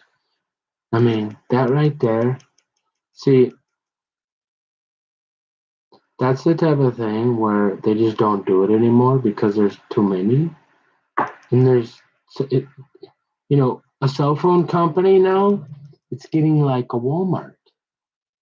Yeah, sure, there's a couple and a few more with that, but what do you got? Your major one, Verizon, Big Red, right? You get Sprint, AT&T. Yeah, you got a few, but they don't. It's not where, for example, I don't know. Back in the day, that would have been taken care of. They would have been wanted to keep you as a customer, and they would say, "Hey, it's an 80-year-old guy on a fixed income, right? Or 70-year-old," and they'd have took care of that. But now, if you're gonna argue with them, all you're gonna do is create more problems for yourself. So you remain calm. Remember that? Yeah, you gotta be cool with them because if they're gonna do that to Mike Landell's Mike, you gotta be cool. I mean, like I said, you're probably lucky you get $25 at this point where we're at. And then if you piss them off, I mean, it ain't gonna do you no good. I mean, I gave him enough valid points where he should have said, "Let me talk to my manager. Hey, this guy, they've been with us forever. You don't know how it got on there. He's 100 years old. It was a mistake, and if you look back through the account, you'll see they've never used that feature. Regardless, a one time you'd be like, all right, take it off. No. Same thing at eBay. Do you remember? I tried to go watch the video. I said, can I talk to somebody else? Nope. You know why? Remember that? Because they gotta fly around in $1,000 champagne bottle. It's true. Maybe not all the time. Some, but that ain't right. That ain't customer service anymore. Not with somebody who's been there for nearly 20 years. But things just aren't, they're not the same anymore. So you be calm. At least you got something, I guess, right?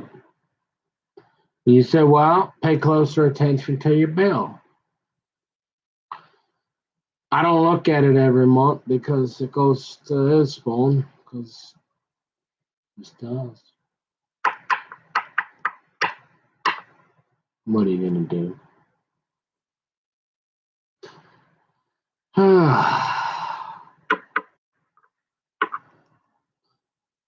Back in the day, you could have said, "Hey, you want me to go over to AT&T?" And they'd have been like, "Hey, we'll take care of that right now." Now you know what they'll say, right? See ya. Have fun. By the way, when you do the transition, you're not gonna you're not you're not gonna have a phone for a while or whatever. I mean, it's just so the last thing you want to do is make them angry or be rude to somebody because there's a zero tolerance, right? Right? We understand that. We all be respectful, and he's just following protocol, just like that person at eBay. No sense to get yelling at anybody because you can't do anything about it. So you take what you get, and you'd be happy you got a little something because you're going to lose. And see, I'm smart enough to know that. And that's another reason, part of why you can trust what I'm saying because I ain't that stupid.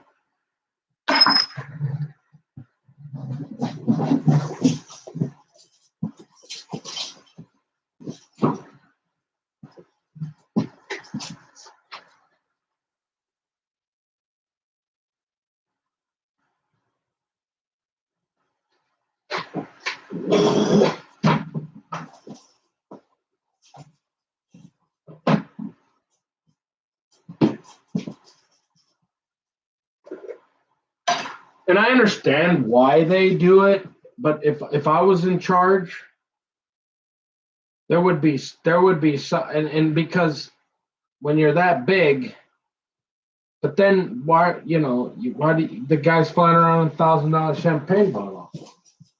Because enough of those, and it's hard. It's hard to check, right? I understand the principle behind the business of it because it adds up fast, right? And then there's abuse.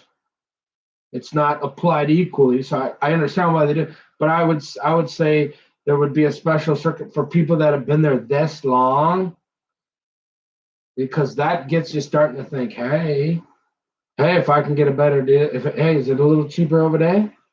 Hey, if the kingdom, come here, honey. You know what I mean? You're like, hey, and so maybe Sprint's got a better deal now, eh? And you say, oh well, you're in a contract. Well, been in a lot of those. That ain't what's kept me there. What kept me there is that I've always had the best service. Most.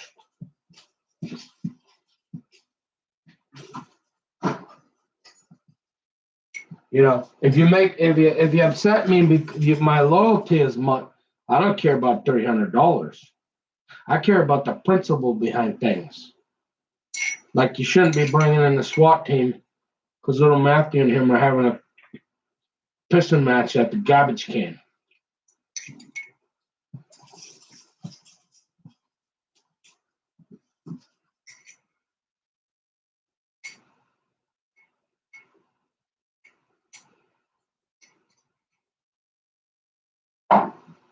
Well, I mean, I don't care. Obviously, somebody on a. All right, let me rephrase that. I care because it affects Papa. He's old, and I don't necessarily want to subsidize that either. And I don't think I should have to, but I would just so because he's 80 years old. So I'd pay it, right? It's just frustrating. So I care in that sense. Okay. It's the idea, though, that they won't compensate that.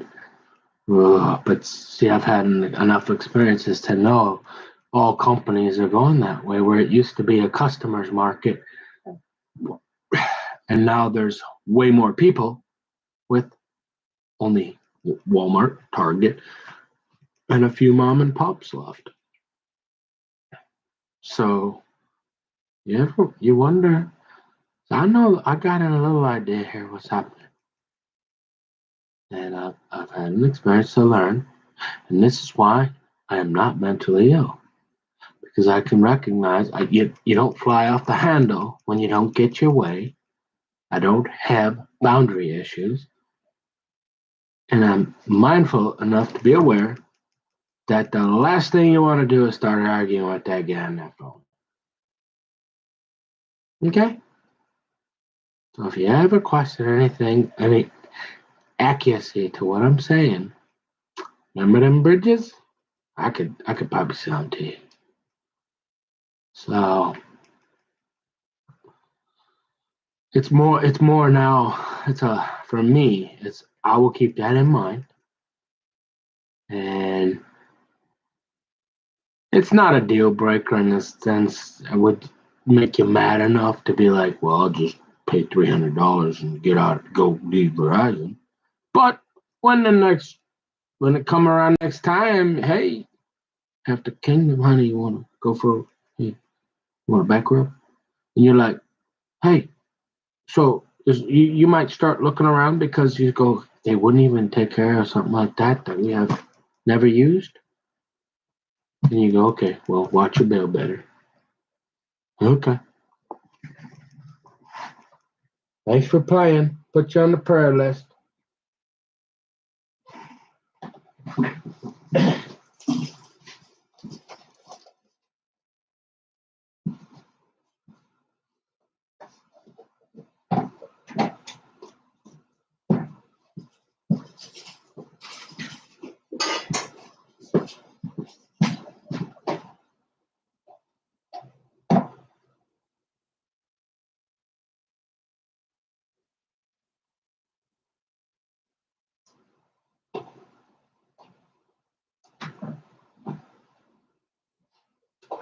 And then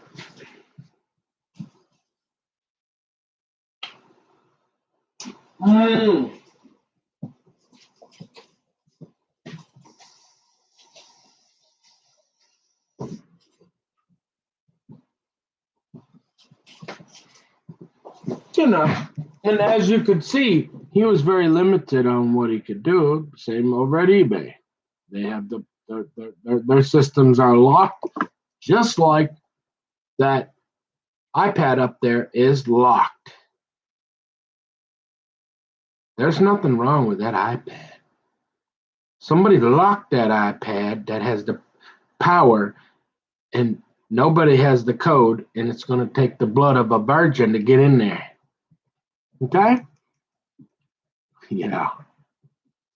So, no sense to get mad at that guy because all you can, oh, you think that iPad's locked? Start yelling at that guy.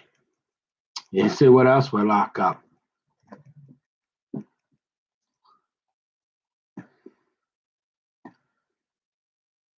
You didn't think I learned anything in DBT, did you? No. Actually, I didn't learn that there at all. It's just life experience, being aware of your environment, your situations, and your interactions, and understanding you're not just some spoiled snot little kid that gets his way. You got to go with what they're saying sometimes. You just can't, he ain't going to win. And how much time do I want to spend now? I've done this enough. I called 2 or 3 times at eBay to try to talk. They've got protocols on their computers they can't get past. And if you ask to talk to somebody else, they'll just say, we don't have anybody. Now, thanks for playing. Put you on the prayer list.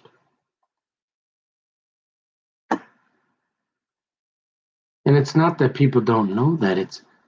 It's like people think that I don't know that, or that I can't be aware to realize that the last thing on the planet you wanted to do right there is get loud while you're broadcasting around, well, supposed to be, right? Because you can't win. I asked him twice, maybe 3 times, and he kept repeating himself. So how much of that is worth my time? At what point is my time is my most valuable asset, regardless of how much revenue or how much money I'm making. And so how much time am I willing to spend arguing with people about $75?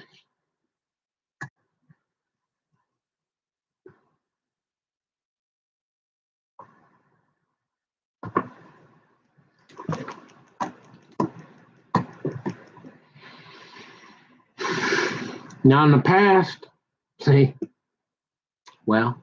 the past I probably would have maybe kept going a little bit and say, hey, let me talk to the CEO. Okay, we'll see what he has to say. But they're tough to get over the line.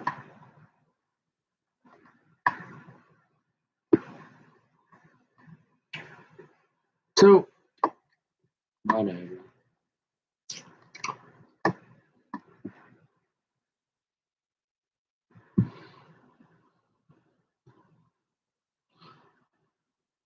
And if it ain't broke, don't fix it. Everywhere I've been, all over the world, hey, that those phones and whatever the service,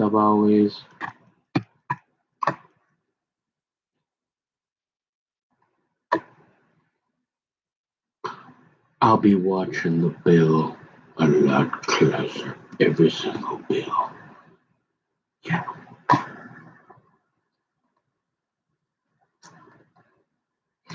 And now the day is basically over, and I did not even. At least I logged in to say, hey, Amarillo Slim, you want to tell me another fishing joke?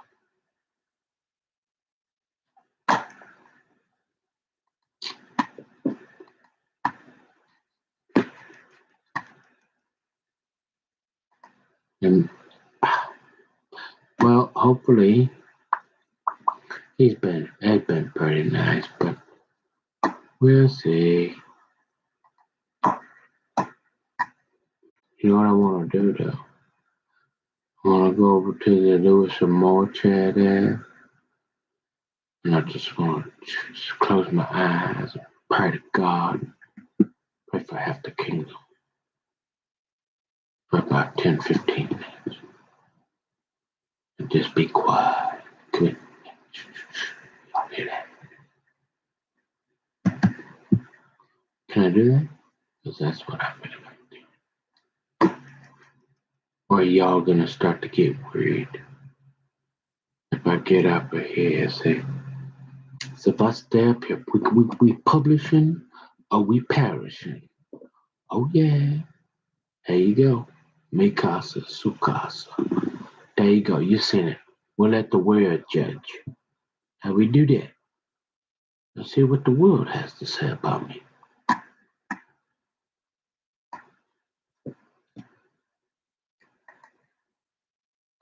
You know, I'm guessing I'm somewhere right in there. Nice cruising up. You know, not too up here with Oldie Eisenschenk, boy, or way down there with the Jeffrey Dahmer. I'm somewhere right there in the middle. We all right.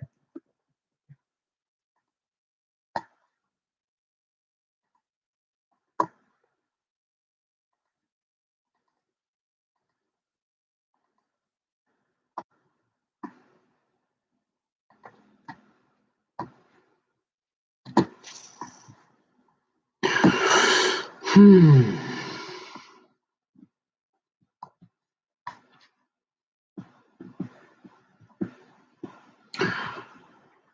Hmm.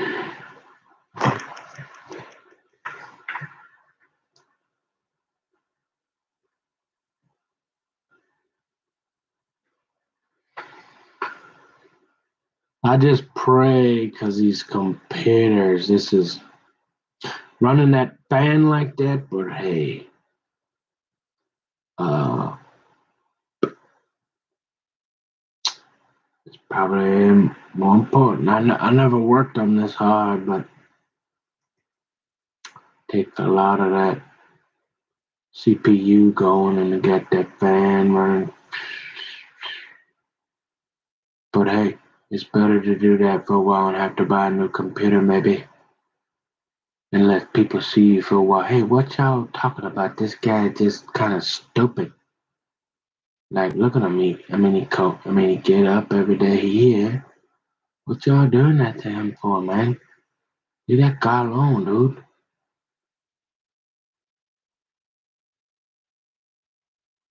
Like, look at him. We see him all day long, all night. We watch him sleep. We watch him do everything, eat. We see how nice he is to people. He seems half normal. We don't see any of them big tubs like Jeffrey Dahmer got in there anywhere, unless he hide them in the back. So he look, he's, you know, like, what are y'all talking about?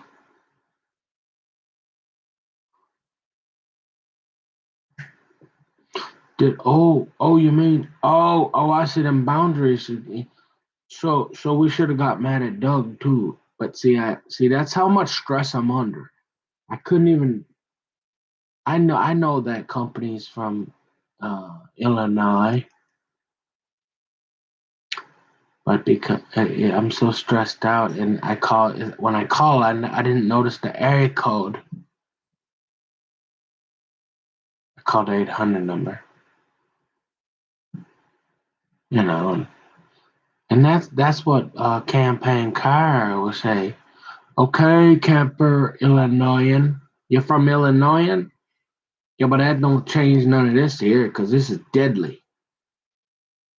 And not coming from a Illinoisan is like, hey, buddy, we don't invite you to the party, or hey, whatever.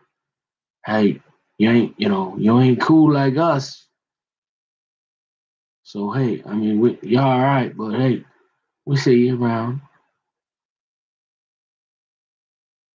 Okay, But don't you start doing all this here, letting that guy come over talk to me like that. I mean, yeah, I don't deserve that.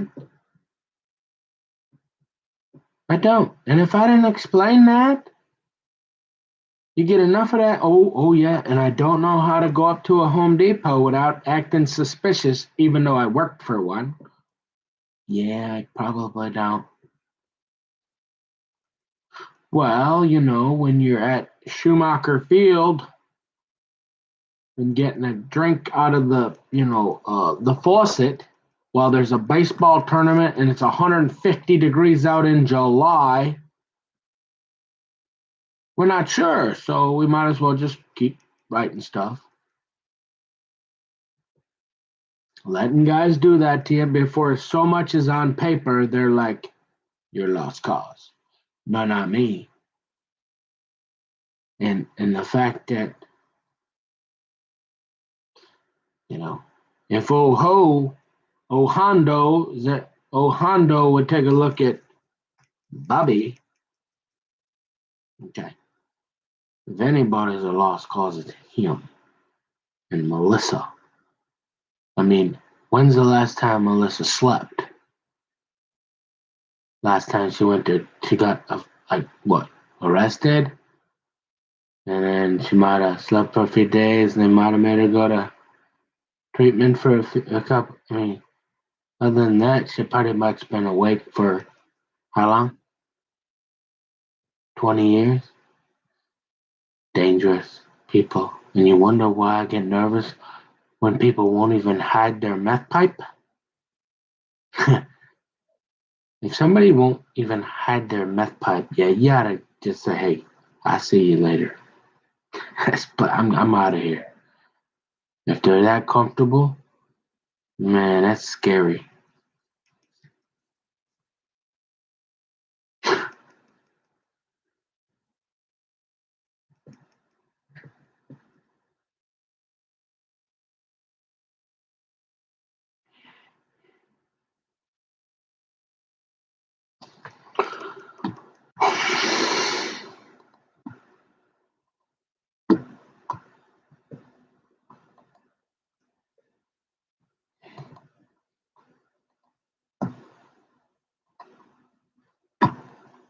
But I probably should have called old Dougie back up about 3 times, and even though they were closing in about 5 minutes, I probably should have left him about 6 messages, huh? Because then maybe you could say I was what? A little crazy? Okay. Going to the downs. I'm tired. Oh, don't forget. Don't forget. You, you know. What do you think, guys? I'm tired. I'm gonna go over there for a while and pray. Is that okay? I'll be back in a little while, okay? Don't get worried. You wanna say something here?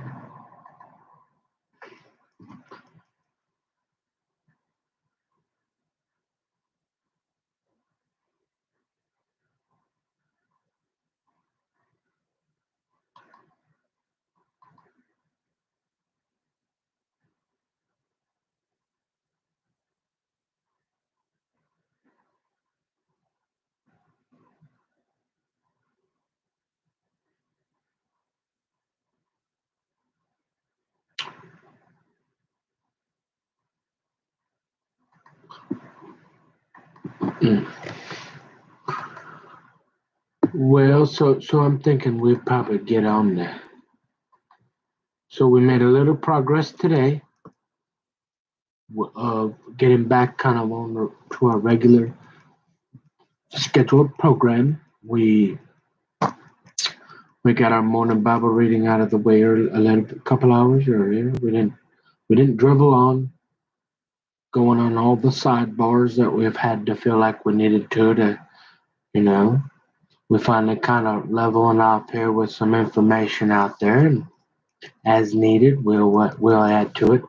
We got our afternoon done. Where we was So we're doing pretty. We're okay. A little tired. Would like to, but I'm been so stressed. Normally, I'd like to get into some business, get some work done. You know, but you know, government government is closed now, so you know, work is never done. We did what we could today. We talked to Verizon. We tried to, because what is that? Who is? Hmm, what is that? You smell that? Hmm? Yeah, take one of these. Real good one of these. Man, hmm? Man, and that only be for the tobacco. No, yeah, that's the only negotiation. Then the cleaning, hmm, only 'cause Mama did that marijuana. Man, let's see if she was doing like this here. She go, man, come here. You'd be like, she'd be like, you don't mind me having a cigarette like 1 or 2 in the evening just to relax, do you, honey? And you'd be like, Nick, and you'd be like, what cigarette, sweetheart? You know? Yeah. No, you wouldn't. You wouldn't think so, but they got this. They do. That's all they gotta do. Nick, darling, come here. I can come here. Come here, say, Mama. Nick. And all of a sudden, you're like, maybe like tobacco's not illegal. You can't get arrested, and you can still go deer hunting and have like one of them cigars or something. So maybe I'm not gonna do it, but if maybe you have the kingdom wanted to, you'd be like, yeah. Well, I mean, what are you gonna do? You gonna argue with half the kingdom? I mean, you wouldn't want her to do it, right? But you'd be like,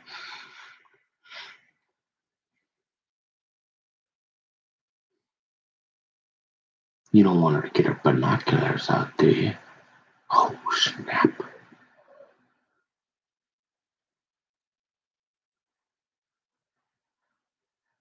And if that's like the worst thing she does, like Mama, like Mother, you've been putting up with that for 50 years. If that's the worst thing you had to put up with, I guess you don't smell good. It gets your clothes. Can you smoke outside, please?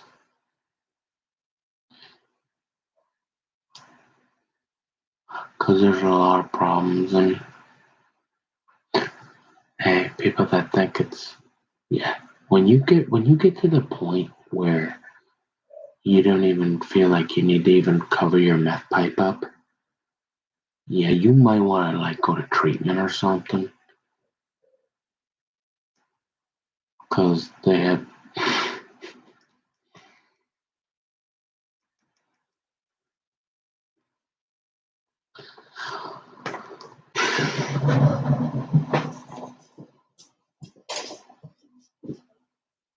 Oh, oh.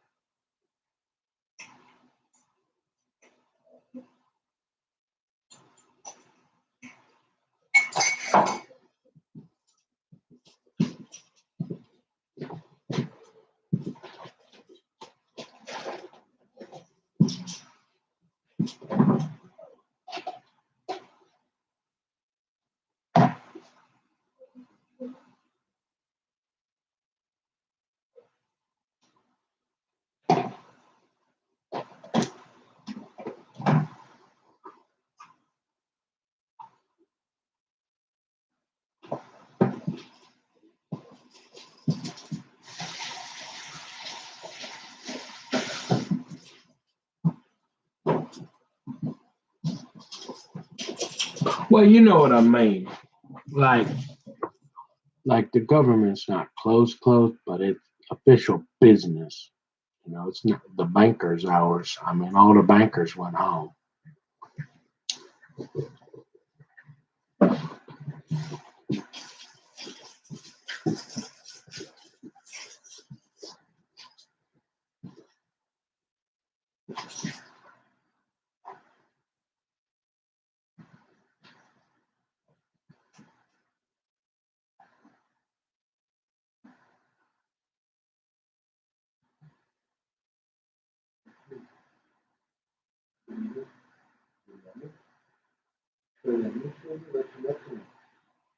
Honey, what are you doing? That's just what's on my list, baby. Come, baby. What's on my list? Why do you have to Hey, Sarah. Sweetie.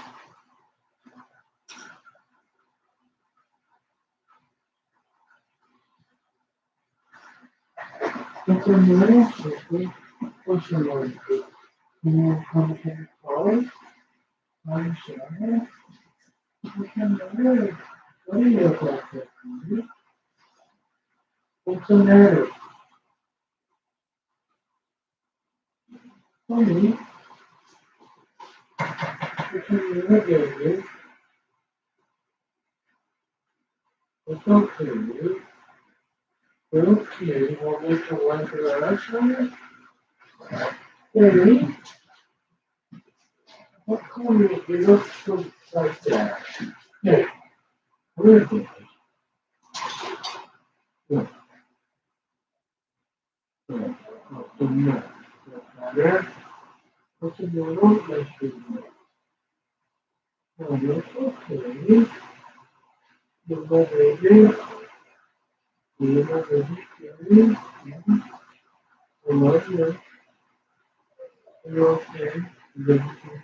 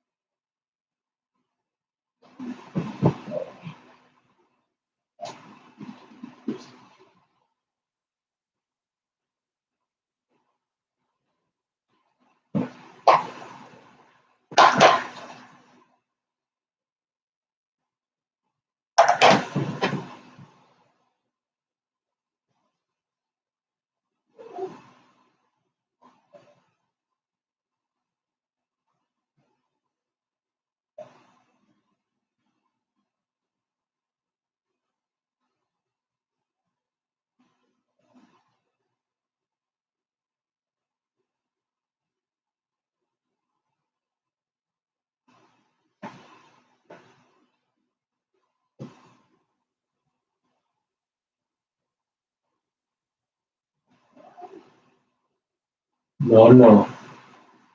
That's a stop. That's just saying, let me rest for a little while. You keep barking like you're some kind of schizoid, honey. What's the matter?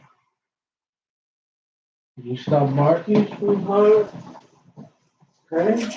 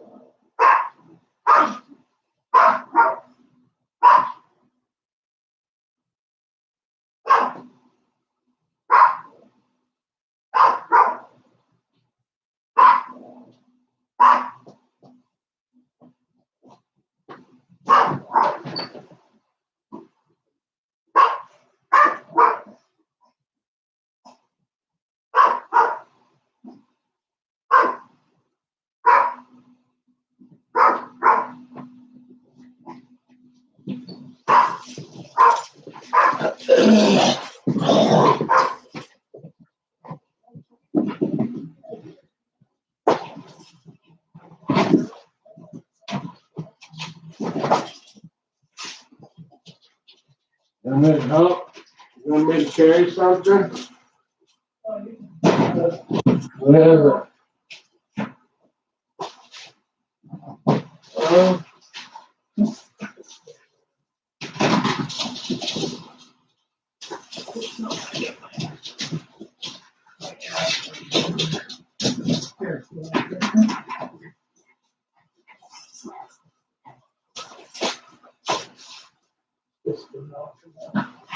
Yeah.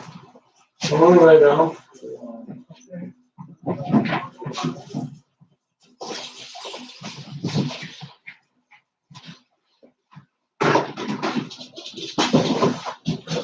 You just roll him, see? You take it off now.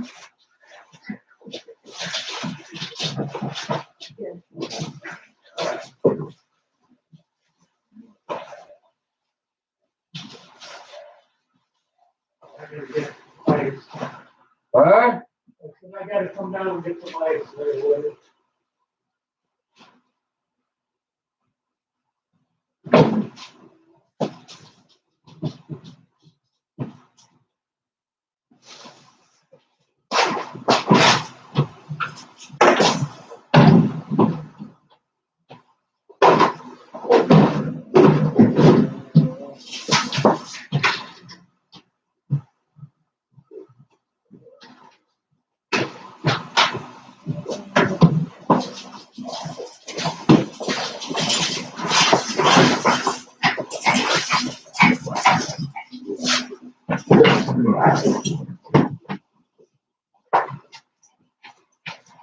Why do they have the White House lit up like that? Oh, they're gonna have some later tonight. They're having a memorial for the 500,000 people that have died now. It isn't until 10 o'clock tonight. So that you were right. Somehow I don't know how that happened, but they would only give us $25. Yeah, I saw it. Texted me. So there was the $50 a month for 2 months for the phone insurance. You don't want that, do you? And I said try to talk to him for a while. The owner would do $25.